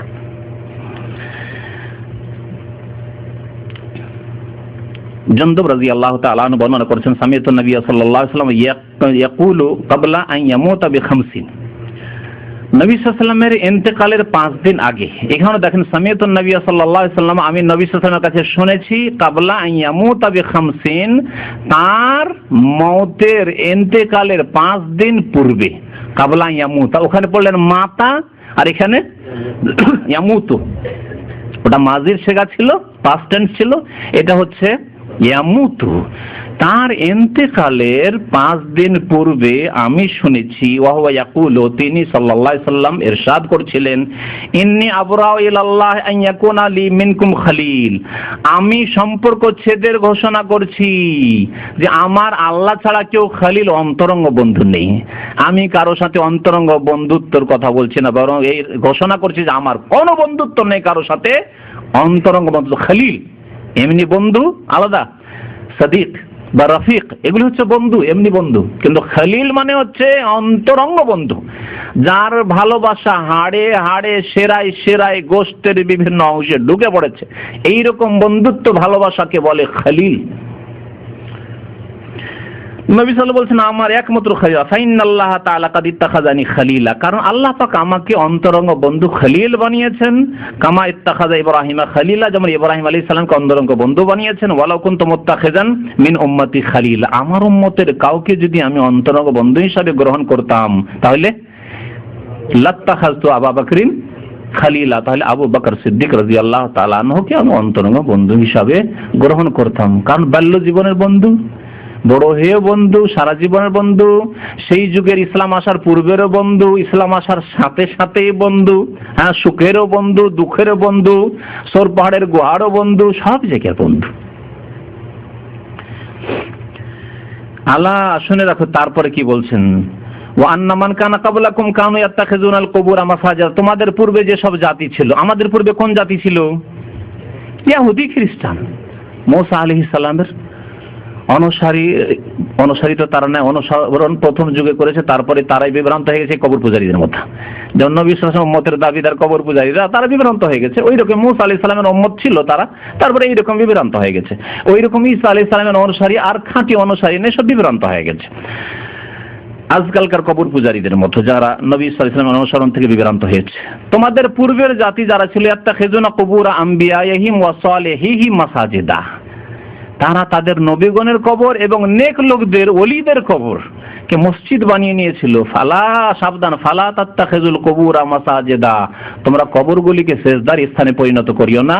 ওয়া ইন্নী আনহাকুম আন যালিকা, আমি তোমাদেরকে এই রকম পাপ থেকে, অন্যায় থেকে নিষেধ করছি, খবরদার এরকম কাজ করবে না। ইন্নী আনহাকুম আন যালিকা, কত সুন্দর স্পষ্ট কথা, আমি তোমাদেরকে নিষেধ করছি, খবরদার মসজিদের ওপর, মসজিদের ভিতরে কবর দেবে না, কবরের উপর মসজিদ বানাবে না, মসজিদ কবরের পাশে সেজদা করবে না, সবগুলি অর্থ এতে শামিল। মসজিদকে কিবলা বানাবে না, মসজিদকে, কবরকে কিবলা বানাবে না, কবরকে সামনে করে তোমরা নামাজ পড়বে না, এই সবগুলি অর্থ এতে শামিল রয়েছে। ইন্নী আনহাকুম আন যালিকা, মুসলিম শরীফের হাদিস, হাদিস নম্বর 1216। আবু উবাইদা রাদিয়াল্লাহু তাআলা আনহু বর্ণনা করেছেন, আখিরু মা তাকাল্লামা বিহি নবী সাল্লাল্লাহু আলাইহি ওয়াসাল্লাম, সর্বশেষ যে বাণীটি ছিল রাসূলুল্লাহ সাল্লাল্লাহু আলাইহি ওয়াসাল্লামের, সর্বশেষ বাণী কি ছিল? আখরেজু ইয়াহুদা আহলিল হিজাজ ও আহলা নাজরান মিন জাজিরাতিল আরব। হেজাজের ইহুদিদেরকে আর নাজরানের খ্রিস্টানদেরকে মিন জাজিরাতিল আরব, জাজিরা আরব থেকে, আরব উপদ্বীপ থেকে বের করে দাও। ওসিয়ত ছিল যাদেরকে রাখবে না এখানে। আরেকটা হাদিস রয়েছে আখরেজুল মুশরিকিনা মিন জাজিরাতিল আরব, মুশরিক পৌত্তলিকদেরকে জাজিরা আরব থেকে বের করে দাও, অর্থাৎ স্থায়ীভাবে বসবাস করতে দিও না। তবে যদি দেশের প্রয়োজন হয়, সেজন্য ক্ষণিকের জন্য কিছুদিনের জন্য নিয়ে আসে আর কাজ করে আবার ফিরে যায়, তাহলে এটা চলে আসছে 1400 বছর ইতিহাসে চলে আসছে, এরকম করা যেতে পারে। কিন্তু ওলামারা বলছে স্থায়ীভাবে বসবাস করে জাজিরা আরবে নবী সাল্লাল্লাহু আলাইহি ওয়াসাল্লাম উপদেশ করেছেন খবরদার তাদেরকে এখানে রাখিও না, স্থায়ীভাবে নাগরিকত্ব দিয়ে রাখিও না। ওয়ালামু, আর জেনে রাখো, আন্না শিরারান নাসে আল্লাযীনা ইত্তাখাযু কুবুর আমবিয়াহিম মাসাজিদা, সৃষ্টির নিকৃষ্ট, শিরারান নাসে মানুষের মধ্যে নিকৃষ্ট মানুষ হচ্ছে আল্লাযীনা ইত্তাখাযু কুবুর আমবিয়াহিম মাসাজিদা, যারা নবীর কবরগুলিকে মসজিদ বানিয়েছে। তাহলে এখানে আরেকটি কথা বলি, নবী, আচ্ছা নবীকে এক জায়গায় রাখেন, তারপরে রাখেন আরেক জায়গায় আল্লাহর ওলি ওয়া সালেহিনকে রাখেন, হ্যাঁ, সাহাবায়ে কেরাম, তাবেঈন, তাবা তাবেঈন, আইম্মায়ে কেরাম, আবু হানিফা, শাফি, মালিক, আহমদ, আল্লাহর ওলি নেক বান্দাদেরকে রাখেন। আর তারপর সাধারণ মুসলিমদেরকে রাখেন যাদের মধ্যে শিরক বিদআত নেই, সাধারণ মুসলিম মানুষ। তারপর রাখেন বিদআতি মুসলিমদেরকে রাখুন। বলুন তো নবীদের মর্যাদা কত উঁচা? সবচেয়ে উঁচা মর্যাদা কার? নবী রাসূলগণের। নবী রাসূলগণের।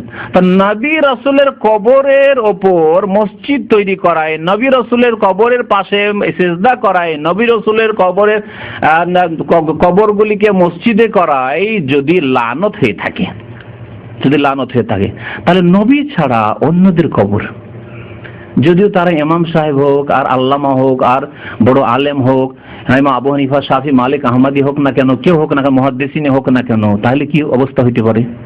বাদ দেন ওটাও। বিদাতি যদি হয়, ওয়াহদাতুল ওজুদ আর হুলুল আর শিরক আর বিদাত আর ফানা ফিল্লাহ, এইসব শিরক কুফরিতে বিশ্বাসী ভণ্ড যারা পীরতন্ত্রে বিশ্বাসী, তারা যদি হয় বিদাতিরা হয়, তা তাদের কবরগুলিকে যারা মসজিদে পরিণত করেছে, সিজদার জায়গায় পরিণত করেছে, তাদের অবস্থা কি হবে? আর ভুয়া যদি কবর হয়, অসৎ লোক, পাপিষ্ট, কতদিন যে উজু গোসল করেনি, নামাজ রোজা করেনি, যে চুলে জটা লেগে গেছে, এরকম মস্তানগুলি না কবর নিয়ে বসে থাকে, আর ওরা মারা গেলেই তো মাজার তৈরি হয়, এগুলি হয়েছে। এদের কবরগুলিকে যদি সিজদার স্থানে পরিণত করে, তাদের দশা কি হবে? তাদের দশা কি হবে? লানতের উপর লানত, লানত, লানত, লানতই হইতে থাকবে।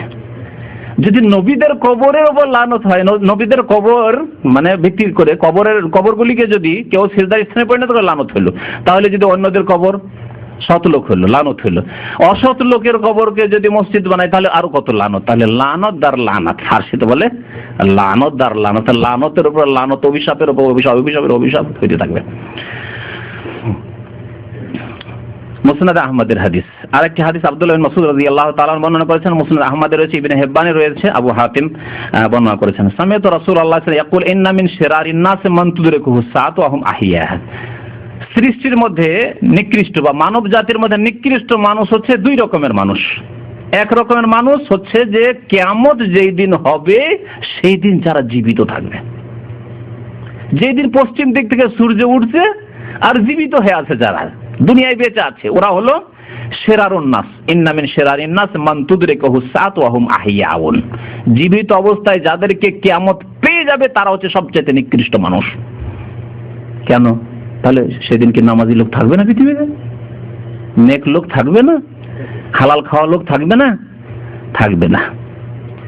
কেমন যেই দিন সূর্য পশ্চিম দিক থেকে উঠতে যাবে, তার আগে হাদিসে রয়েছে যে একটি সুন্দর বাতাস প্রবাহিত হবে, আরামদায়ক বাতাস। সেই বাতাসে যত মুমিন মুমিনাত হবে, তাদের আত্মাগুলি সব কবজ হয়ে যাবে, সব মারা যাবে, দুনিয়া থেকে বিদায় নেবে। আর শুধু ফাসে কাফের লম্পট বেদিন এরাই থেকে যাবে। অধ্যায় কায়েম করেছেন আইম্মায়ে কেরাম, তিরমিজিতে রয়েছে, বুখারী শরীফে রয়েছে, বাবু লা তাকুমু সাআতু ইল্লা আলা শিরারিল খালক। এই অধ্যায় হচ্ছে এই সম্পর্কে যে কিয়ামত কায়েমই হবে না, একমাত্র কায়েম হবে কার উপর? শিরারুল খালক, সৃষ্টির যারা নিকৃষ্ট তাদের উপর কিয়ামত কায়েম হবে। তাহলে কিয়ামতের যে কষ্ট, সেই কষ্ট মুমিন মুমিনাত পাবে না, তার আগেই মুমিন মুমিনাত দুনিয়া থেকে বিদায় নেবে, আরাম পেয়ে যাবে। আর দ্বিতীয় নিকৃষ্ট মানুষ অমাইয়াতাখিজুল কুবুরা মাসাজিদা, যারা কবরগুলিকে সেজদার স্থানে পরিণত করেছে তারা হচ্ছে নিকৃষ্ট মানুষ, তারা হচ্ছে নিকৃষ্ট মানুষ। কবর সম্পর্কে বাড়াবাড়ি করা সতর্ক করেছেন নবী করিম সাল্লাল্লাহু আলাইহি ওয়াসাল্লাম, এবং দোয়া করেছেন আল্লাহ পাকের কাছে, আল্লাহ কিছু লোকেরা কবর নিয়ে বাড়াবাড়ি করবে, আল্লাহ ওতে থেকে আমার কবরকে বাঁচিয়ে রাখি। আন আবি হুরায়রা আনিন নবী সাল্লাল্লাহু আলাইহি ওয়াসাল্লাম قال নবী করিম সাল্লাল্লাহু আলাইহি ওয়াসাল্লাম ইরশাদ করেছেন, আবু হুরায়রা রাদিয়াল্লাহু তাআলা আনহু হাদিসটি বর্ণনা করেছেন, আল্লাহুম্মা লা তাজআল কবরি ওয়াসনা, হে আল্লাহ, দোয়া করেছেন নবী করিম সাল্লাল্লাহু আলাইহি ওয়াসাল্লাম, হে আল্লাহ আমার কবরকে তুমি ওয়াসানে পরিণত করিও না। ওয়াসান মানে পূজার বস্তুতে পরিণত করিও না। ওয়াসান, ওয়াসান আর সানাম এই দুইটি শব্দ, সানাম, সানামের জামা হচ্ছে আসনাম। ইব্রাহিম আলাইহিস সালামের ঘটনা কোরআনে কারিমে যেখানে উল্লেখ করা হয়েছে সেখানে বলা হয়েছে আসনামান আলিহা, তারা আসনাম মানে প্রতিমা পুতুলের তারা পূজা করত। এক পূজা হচ্ছে আল্লাহ ছাড়া অন্যের পূজা হচ্ছে সান্নাম মানে মূর্তি প্রতিমা পুতুলের পূজা, আর এক হচ্ছে ওয়াসান, ওয়াসান মানে যে কোনো বস্তুর পূজা, সে প্রতিমার আকারে হোক অথবা গাছের আকারে হোক, পাথর হোক, হ্যাঁ কোন ঘর বাড়ি হোক, আর নদী নালায় হোক, গঙ্গা হোক, আর যমুনা হোক, আর গাভী হোক, আর কবর মাজার হোক, জি বাবার জুতা হোক, কদমে রসুল হোক, হ্যাঁ বা হযরত বাল হোক, মুয়ে মোবারক, যেমন কাশ্মীরে আছে, কাশ্মীরে যে বেশ কিছুদিন আগে যে একটা ঘটনা ঘটেছিল না, কি বলা হযরত বাল, হযরত বাল মসজিদ, হযরত বাল মসজিদের ইতিহাস হচ্ছে যে বাল মানে হচ্ছে চুল, আর কবর পূজারীদের ধারণা যে ওখানে নবী করিম সাল্লাল্লাহু আলাইহি সাল্লামের মুয়ে মোবারক, বুঝেন তো ফার্সি ভাষা, মুয়ে মোবারক মানে চুল মোবারক, মুবারক চুল ওখানে চলে গেছে। আরব দেশে কোথাও থাকলো না, শুধু কাশ্মীরে নবীর কি পৌঁছে গেছে, চুল পৌঁছে গেছে। ওই রকমই কদমে রসুল, গোটা সৌদি আরব কোথাও কদমে রসুল পাওয়া যায় না, নবী সাল্লাল্লাহু আলাইহি ওয়াসাল্লাম এত হেঁটেছেন, কোথাও নবী সাল্লাল্লাহু আলাইহি ওয়াসাল্লামের পায়ের নিশানা পাওয়া যায় না, কিন্তু চিটাগাঙে পৌঁছে গেছে। আর আমি আর একটি মাদ্রাসা শিক্ষকতা করতাম এখানে আসার আগে কিশোরগঞ্জে, ওখানে একটি জায়গা আছে কবর পূজারীদের, ওখানে কয়েকটা মাজার আছে, আর ওই জায়গাটির নামই হচ্ছে কদমে রসুল। আরে ভারতে জিন্দেগিতে নবী সাল্লাল্লাহু আলাইহি ওয়াসাল্লাম জাননি, কোন সাহাবী গেছেন কিনা সন্দেহের বিষয়, হ্যাঁ দুই একজন ছাড়া মনে হয় বা কয়েকজন ছাড়া। তাহলে আশ্চর্য কথা যে কি করে কদমে রসুল সেখানে পৌঁছে গেল। ওরা বলছেন না না না, নবী সাল্লাল্লাহু আলাইহি ওয়াসাল্লাম এই পাথরখানে কবর পা রেখেছিলেন মদিনায়, আর ওখান থেকে আমরা উঠিয়ে নিয়ে চলে এসেছি। মাশাআল্লাহ, হ্যাঁ মদিনার লোকেরা নিজের বাড়ি থেকে উঠিয়ে রাখতে পারলো না, মক্কার লোকেরা ওই পাথরগুলিকে উঠিয়ে রাখতে পারলো না যেখানে নবী সাল্লাল্লাহু আলাইহি ওয়াসাল্লাম কদমে মোবারক রেখেছেন। আর চিটাগাঙের লোকেরা মাশাআল্লাহ, হয়তো তাদের ইমানের বয়স, ইসলামের বয়স 500 বছরই হবে, না 700 বছরই হবে, 800 বছর কি 1000-এর বেশি তো যাবেই না হয়তো, হ্যাঁ আর তারা উঠিয়ে নিয়ে চলে গেছে কদমে রসুল। ভারতের লোকেরা কদমে রসুল উঠিয়ে নিয়ে চলে গেছে ভারতে কদমে রসুল, বাংলাদেশে কদমে রসুল। এসব শিরক, এসব শিরকের স্থানে এসব বাড়াবাড়ি করে এগুলোকে কি বলা হয়েছে, ওয়াসান বলা হয়েছে। ওয়াসান, তাহলে ওয়াসান শব্দটি আম একটু ব্যাপক, প্রতিমা পুতুলের পূজাকে শামিল, কবর মাজার নদী নালা যা কিছুর পূজা হচ্ছে শামিল। এমনকি কবর মাজারের আশেপাশে যে সব জানালা আছে, জানালাতে তেনা বাঁধে, তেনাপির বলে ওটাকে, তেনাপির শুনেছেন?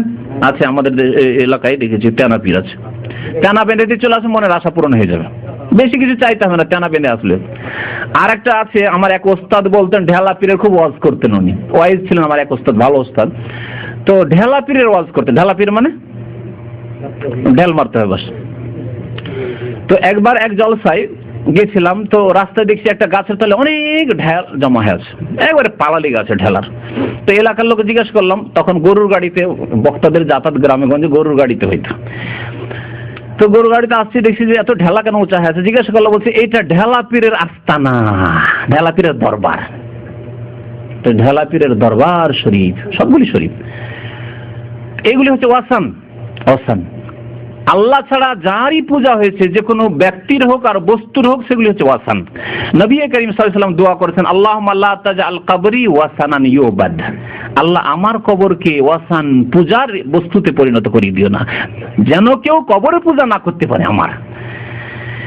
যার ইবাদত হবে, পূজা হবে। লানাল্লাহু কওমান ইত্তাখাযু কুবুর আনবিয়াহিম মাসাজিদা, আল্লাহর লানত হয়েছে ওই জাতির ওপর যারা নবীদের কবরগুলিকে সেজদার স্থানে পরিণত করেছে, ওয়াসানে পরিণত করেছে, পূজার বস্তুতে পরিণত করেছে। মুসনাদ আহমদের হাদিস। আতা বিন ইয়াসার রাদিয়াল্লাহু রাহমাতুল্লাহি আলাইহি তাবেঈ, তিনি বর্ণনা করেছেন আন্না রাসূলুল্লাহ সাল্লাল্লাহু আলাইহি ওয়াসাল্লাম ক্বাল আল্লাহুম্মা লা তাজাল কবরি ওয়াসানান ইউবাদ, আল্লাহ আমার কবরকে ওয়াসানে পরিণত করিও না যে যার পূজা করতে পারি। ইস্তাদ্দা গাযাবুল্লাহ আলা কওমি, অতিরিক্ত এই আছে ইস্তাদ্দা গাযাবুল্লাহ আলা কওমি, সেই জাতির উপর আল্লাহর চরম ক্রোধ হয়েছে, রাগ হয়েছে। ইস্তাদ্দা মানে কঠোর রাগ হয়েছে আল্লাহ পাক রব্বুল আলামিনের কোন জাতির উপর? ইত্তাখাযু কুবুরা আম্বিয়াহিম মাসাজিদা, যারা নবীগণের কবরগুলিকে সেজদার স্থানে পরিণত করেছে। হাদিসটি মুয়াত্তা মালিকের হাদিস। কবরের সম্পর্কে আরেকটি বাড়াবাড়ি যেটি শিরকের রাস্তা, তা হচ্ছে কবরের উপর ঘর নির্মাণ। মসজিদ তৈরি করলো না, কিন্তু এমনি ঘর তৈরি করেছে, গম্বুজ। আর প্রায় যেগুলিকে মাজার বানা হয়েছে, মসজিদ না হইলেও গম্বুজ বানানো আছে, বা ঘর, তারপরে বিল্ডিং তৈরি করে দিয়েছে, ঘর তৈরি করে দিয়েছে। আস্তানা নবী করিম সাল্লাল্লাহু আলাইহি ওয়াসাল্লাম নিষেধ করেছেন, কারণ এটি হচ্ছে শিরকের রাস্তা। এইভাবে ধীরে ধীরে শিরক শুরু হয়েছে। আন জাবিরিন ক্বালা নাহা রাসূলুল্লাহ সাল্লাল্লাহু আলাইহি ওয়াসাল্লাম আন ইউজাসসাসাল কবর, জাবির রাদিয়াল্লাহু তাআলা বর্ণনা করছেন যে রাসূলুল্লাহ সাল্লাল্লাহু আলাইহি ওয়াসাল্লাম নিষেধ করেছেন কবরকে পাকা করতে, কবরকে বাঁধতে নিষেধ করেছেন। ওয়া ইউকআদা আলাইহি, কবরের পাশে অবস্থান করতে, বসে থাকতেও নিষেধ করেছেন। কবরের ওপরে বা কবর পাশে বসে থাকবেন, মুজাবির হয়ে, মুজাবির বলে ওদেরকে, যে মস্তানগুলি বসে থাকে, নিষেধ করেছেন। ওয়া ইউবনা আলাইহি, এবং তারপর বিল্ডিং বানাতেও নিষেধ করেছেন, পাকা করাও নিষেধ করলেন। তাহলে তিনটি নিষেধ আসলো। একটা হচ্ছে কবরকে চুনকাম করা, যেটা বলা হয় জাসসাসাত, হচ্ছে চুনকাম করা, তাহলে পাকা করা নিষেধ করা হইল। তারপরে বসা, সেখানে বসে থাকা, না, দোয়া করবেন, দোয়া করে চলে আসেন আপনি মাইয়েতের জন্য, তার জন্য দোয়া করেন, নিজের জন্য নয়। নিজের জন্য দোয়া করার জন্য আল্লাহর ঘর, মসজিদ আছে, নিজের বাড়ি আছে। কবর ওয়ালার জন্য দোয়া করুন, দোয়া করে ফিরে আসেন। বসে থাকা সেখানে নিষেধ করা হইল। ঘর বাড়ি বিল্ডিং তৈরি করা আইয়ুবনা আলাইহি, তাও নিষেধ করা হইল। মুসলিম শরীফের হাদিস। কবর যদি বেশি উঁচা করে কেউ তৈরি করে, যতগুলি মাজারের পূজা হচ্ছে সেগুলি আধা হাতের বেশি উঁচা। নবী করিম সাল্লাল্লাহু আলাইহি ওয়াসাল্লাম বলেছেন আধা হাতের বেশি কোনো কবর উঁচা থাকবে না। যদি কোনো উঁচা কবর থাকে তার সাথে কি আচরণ করতে হবে শুনুন। কোন কবর যদি পাকা থাকে তার সাথে আমাদের ফরজ দায়িত্ব কি করণীয় তা শুনুন। আবুল হাইয়াজ আল আসাদি রাহমাতুল্লাহি আলাইহি, আলী ইবনে আবি তালিব রাদিয়াল্লাহু তাআলা আনহু ছাত্র তাবেঈ, তিনি বলছেন কালালি আলী ইবনে আবি তালিব, আমাকে আমার ওস্তাদ আলী ইবনে আবি তালিব রাদিয়াল্লাহু তাআলা আনহু, নবী করিম সাল্লাল্লাহু আলাইহি ওয়াসাল্লামের প্রিয় জামাই, প্রিয় ভাই, চাচাতো ভাই, চতুর্থ খলিফায়ে রাশেদ, হাসান হোসেনের পিতা, ফাতেমা রাদিয়াল্লাহু তাআলার স্বামী রাদিয়াল্লাহু তাআলা আনহুম আজমাইন বলছেন, আলা আবআসুকা আলা মা বাসানি আলাইহি রাসূলুল্লাহ সাল্লাল্লাহু আলাইহি ওয়াসাল্লাম, তোমাকে কি এমন একটি গুরু দায়িত্ব দিয়ে পাঠাবো যে গুরু দায়িত্ব দিয়ে আমাকে রাসূলুল্লাহ সাল্লাল্লাহু আলাইহি ওয়াসাল্লাম একদিন পাঠিয়েছিলেন। তোমাকে একটি বড় দায়িত্ব দেব যেটা পালন করতে হবে, যেই দায়িত্ব আমাকে একদিন রাসূলুল্লাহ সাল্লাল্লাহু আলাইহি ওয়াসাল্লাম দিয়েছিলেন। কি? দুইটি কাজ। আল্লাহ তাদা তিমসালান ইল্লা তামাসতাহু, কোন ছবি যদি পাও বা কোন মূর্তি যদি পাও তা নিশ্চিহ্ন করে দেবে। ছবি থাকে ছিঁড়ে ফেলে দাও, ভেঙে ফেলে দাও, হ্যাঁ, মূর্তি তৈরি করতে ভেঙে ফেলে দাও, নিশ্চিহ্ন করে দাও, তামাসতাহু, মুছে ফেলো। ওয়ালা কবরান মুশরিফান, আর যদি কোনো উঁচা কবর পাও, উঁচা হয়ে আছে, মাজারগুলি কত উঁচা করা আছে? কমপক্ষে 1 হাত 1.5 হাত উঁচা করে পাকা করে বাঁধা আছে, বুকের উপরে একেবারে এত ভারী পাথর চাপা আছে যে আল্লাহ জানে বেচারাকে কত কষ্ট হচ্ছে। ওয়ালা কবরান মুশরিফান, উঁচা কবর যদি পাও, ইল্লা সাওয়াইতাহু, তাহলে তাকে বরাবর করে দিবে। সাওয়া মানে বরাবর করে দেওয়া, লেভেল করে দেবে। লেভেল করে দেওয়ার মানে ওই হাদিসকে সামনে রাখতে, যে হাদিসে বলা হয়েছে যে শিবির মানে আধা হাত উঁচা থাকবে কবর, এই আধা হাত উঁচা থাকবে এবং কাঁচা থাকবে, পাকা নয়। আধা হাত উঁচা মাটি নতুন কবর উপর থাকবে, তারপরে বসে যাবে, আর উঁচা করার প্রয়োজন নেই। পুরনো হয়ে গেছে, বসে গেছে, নেমে গেছে, আর উঁচা করা আর প্রয়োজন নেই, বরং জায়েজও নেই, দরকার নেই যে বারবার করে আসবেন আর আমার আব্বার কবরটাকে একটু উঁচা করি, আধা হাত উঁচা করি, না। প্রথম যখন কবর, নতুন কবর দিলেন তখন আধা হাত উঁচা করে রাখবেন মাটিটা। মুসনাদ আহমদের হাদিস আর সহিহ মুসলিমের হাদিস। বলুন রাসূলুল্লাহ সাল্লাল্লাহু আলাইহি ওয়াসাল্লামের আদেশ কি, উপদেশ কি কবর সম্পর্কে? আলী রাদিয়াল্লাহু তাআলা আনহুর উপদেশ কি কবর সম্পর্কে? উঁচা কবর দেখলে, পাকা কবর দেখলে ভেঙে ফেলে দিয়ে বরাবর করে দাও, সমতল করে দাও, সমতল করে দাও। এই দায়িত্ব কে পালন করবে? রাসূলুল্লাহ সাল্লাল্লাহু আলাইহি ওয়াসাল্লাম যেমন আল্লাহ পাক তাকে ক্ষমতা দিয়েছিলেন তিনি পালন করেছেন, আলী রাদিয়াল্লাহু তাআলা আনহুকে ক্ষমতা দিয়েছেন, খলিফা হয়েছিলেন তিনি পালন করেছেন। সুতরাং সরকারদেরকে বলবো তাদের দায়িত্ব হচ্ছে দেশে যত পাকা কবর রয়েছে, যেসব কবরে আল্লাহ তাআলার পূজা হচ্ছে, সেজদা হচ্ছে, শিরক হচ্ছে, কুফরি হচ্ছে, সেসব কবরগুলিকে সমতল করে দাও, সাধারণ কবরে পরিণত করার। আর যাতে চিনতেও না পারে যে কোথায় কার কবর আছে। যেমন অন্য অন্য লোকের বাবা মায়ের কবর আছে, আত্মীয় স্বজনের কবর আছে, কবরস্থান আছে, এটিও কবরস্থান, এইরকম কবরস্থান হবে যাতে শিরকের রাস্তা আবার 25-50 বছর পরে আবার বিদাতি সরকার আসলো, শিরক কুফরির বাজার আবার গরম করে দিল, এমনটা না হয়। চিনতে না পারে যে কোথায় কার কবর আছে, চেনা জরুরি নয় যে কার কোথায় কবর আছে। তারপরে মহিলাদের জিয়ারত কবরের হারাম, লানত করেছেন রাসূলুল্লাহ সাল্লাল্লাহু আলাইহি সাল্লাম। আর এই মাজারগুলিতে সংখ্যা যদি গুণে দেখেন পুরুষের চাইতে মহিলাদের সংখ্যা বেশি হবে। আমি তেনা বাঁধা পীর যে দেখলাম নিজামুদ্দিন আউলিয়ার কবর কথা বলছি, সেখানে গেলাম দেখতে তামাশা। সেখানে তবলিগি হেড সেন্টারও আছে দিল্লিতে, আর পাশে একবারে পাশাপাশি ওখানেই নিজামুদ্দিন আউলিয়ার কবর, ওখানে পূজা হচ্ছে। তো মহিলাদের সংখ্যা সবচেয়ে বেশি যারা তেনা নেকড়া বাঁধছে জালিতে অবস্থা। আর তার মধ্যে আবার যদি দেখা যায় যে হিন্দু আর শিখ, দেখেও চেনা যাচ্ছে এগুলি হিন্দু শিখ, কি বলছে ওটাকে সিঁদুর লাগিয়ে আছে, অথবা শিখদের দেখলে বোঝা যাচ্ছে যে দাড়ি মোজ দেখে বোঝা যাচ্ছে শিখদের সংখ্যা আর হিন্দুদের সংখ্যা মুসলিম চাইতে কম না, কারণ ধর্ম একই। লাকুম দিনুকুম ওয়ালিয়া দিন নাই, কুল্লু দিন সাওয়া সাওয়া। বুঝতে পেরেছেন?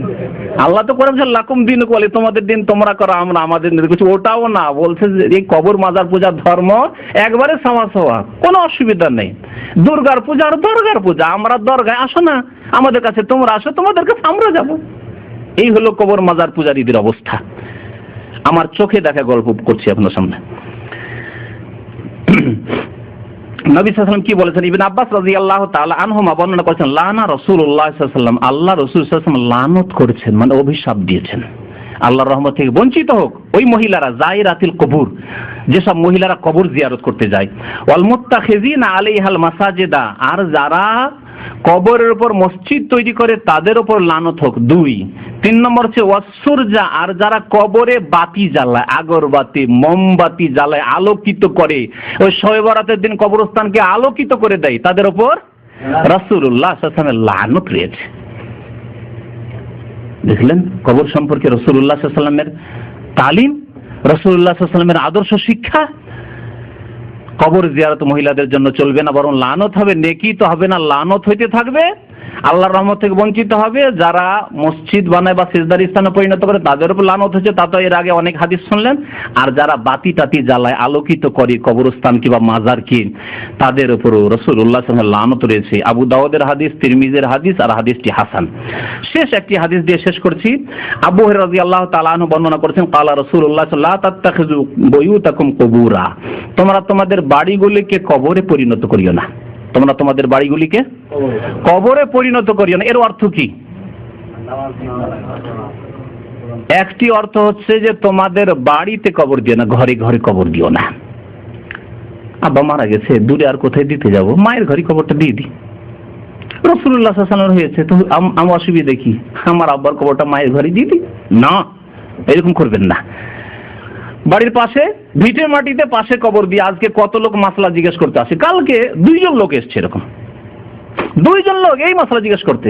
কবর হয়ে গেছে আমার পুকুরের চারিদিকে, এক ভাই জিজ্ঞেস করছে, আর এখন ওই কবরগুলি রাখতে পারছেন না, এখন ভিটে মাটি করতে হবে। মসজিদের পাশে কবর, এখন মসজিদ বড় করতে হবে, এখন কবর কি করব, ভিটে মাটির পাশে কেন করলেন এইরকম? আরে এখন প্রশ্ন কেন, এই বিদাতি কাজ কেন করবেন?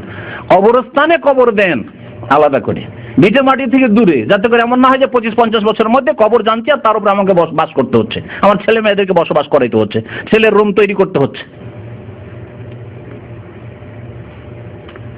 তো লা তাজআলু বুয়ুতাকুম কুবুরা, তোমাদের ঘরগুলিকে কবরে পরিণত করিও না। একটি অর্থ এটি। আর আরেকটি অর্থ হচ্ছে যে কবরের উপর যেমন নামাজ জায়েজ নাই, তেমনি তোমরা নিজের ঘরগুলিকে নামাজ শূন্য করিও না।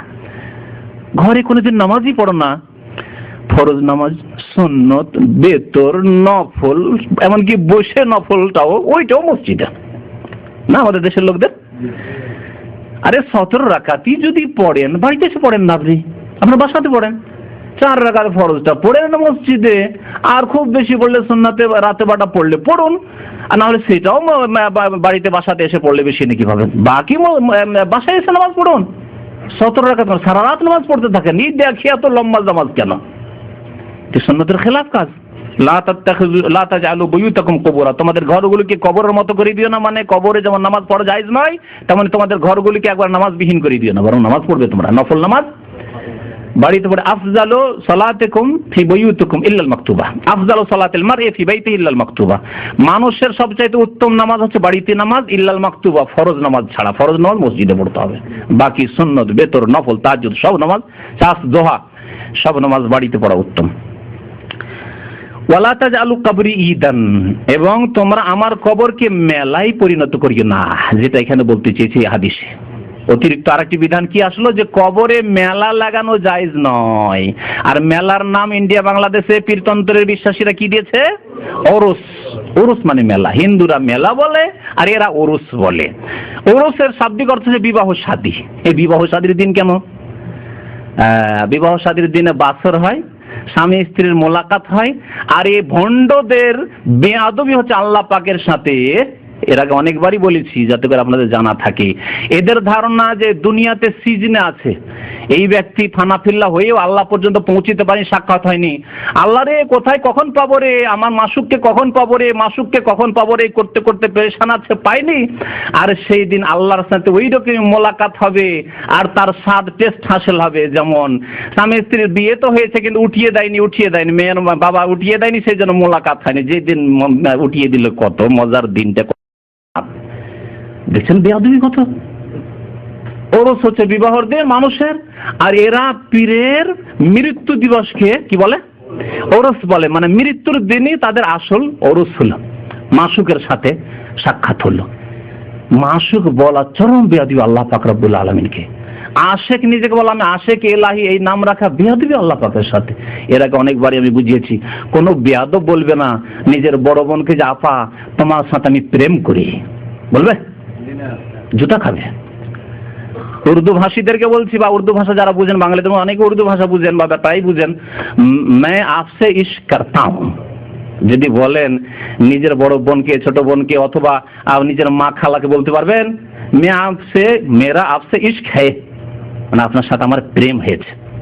তাহলে প্রেমটা এই ক্ষেত্রে চলে না, কি চলে? মহাব্বত চলে। আল্লাহ পাক মহাব্বতের কথা যেন উল্লেখ করেছে, সাফ সুতরা পরিষ্কার পরিচ্ছন্ন ভাষা আল্লাহ পাক উল্লেখ করেছেন, ভালোবাসা। কিন্তু আপনি ইশক করবেন, আর ওই ইশক হচ্ছে সেই জন্য ওরস, এই ওরসের মেলা নবী সাল্লাল্লাহু আলাইহি ওয়াসাল্লাম নিষেধ করেছেন। শাহজালালের জীবনী পড়ছিলাম কয়েকদিন আগে, বেশ কিছুদিন হলো। জাল জীবনী, জাল জীবনী বাংলাতে আছে, জাল জীবনী, এগুলো সব জাল জীবনী, বাংলা উর্দু যা আছে জাল জীবনীগুলি। ওতে লিখেছে শাহজালালের মাজারে বছরে 3টে ওরস লাগে। আরে বাবা, মৃত্যু তো একবারই হয়েছে, আরে বছরে একদিনই হয়েছে মৃত্যু, না 3 দিনে হয়েছে? তাহলে এক ওরসে হইল না, 3 মেলা কেন লাগাইতে হচ্ছে? একদিনের ইনকামে হচ্ছে না, একবার ওরস লাগাইলাম 2-4-5 দিন, সপ্তাহের জন্য বেশি ইনকাম হইল না। হ্যাঁ, আর লন্ডনের লোকেরা সিলেটে তো আসতেই থাকে অনেক টাকা পয়সা নিয়ে, তো এদের জন্য ঘন ঘন একটা ওরসের প্রয়োজন আছে। 3 ওরস। নবী সাল্লাল্লাহু আলাইহি ওয়াসাল্লাম কি বলেছেন? ওয়ালা তাজালু কবরি ঈদান, আমার কবরকে মেলায় পরিণত করে, ওরসে পরিণত করিও না। নবীর কবরে যদি ওরস না চলে, তো এই সবের ওরস চলবে? সে আল্লাহরই ওলি হোক আর শয়তানির ওলি হোক, কারো জন্য এই ওরস কবরে চলবে। ওয়াসাল্লু আলাইয়া, আমার উপর দুরূদ পেশ করো। ফাইন্না সালাতাকুম তাবলুগুনি হাইসু কুনতুম, তোমরা যেখানেই থাকো না কেন তোমাদের দুরূদ আমার পর্যন্ত পৌঁছে যাবে। আমার পর্যন্ত আল্লাহর ফেরেশতাগণ পৌঁছে দেবেন। নবী করিম সাল্লাল্লাহু আলাইহি ওয়াসাল্লাম যেমন বলেছেন, আবু দাউদের হাদিস হচ্ছে 2042 নম্বর হাদিসটি হচ্ছে হাসান। আল্লাহ পাক যেন আমাদেরকে বোঝার তৌফিক দান করেন, আমাদেরকে যেন আমল করার তৌফিক দান করেন, আমাদের যেন সংশোধন করার তৌফিক দান করেন। আল্লাহ পাক আমাদের গুনাহ খাতা যেন মাফ করে দেন, আমাদেরকে শিরক, বিদআত, কবর, মাজার পূজা হতে, সুফিবাদ, পীরতন্ত্র হতে মুক্ত হওয়ার জন্য তৌফিক দান করেন। আল্লাহ পাক আমাদের দেশের আলেম ওলামাদেরকে আল্লাহ পাক হিদায়াত যেন দান করেন, তাদেরকে হক কথা, সত্য কথা, কোরআন সুন্নাহর কথা বলার জন্য তৌফিক দান করেন। আল্লাহ পাক তাদের বিদআতগুলিকে যেন দূর করে দেন, তাদের ভ্রান্ত ভুল ধারণাগুলিকে যেন দূর করে দেন।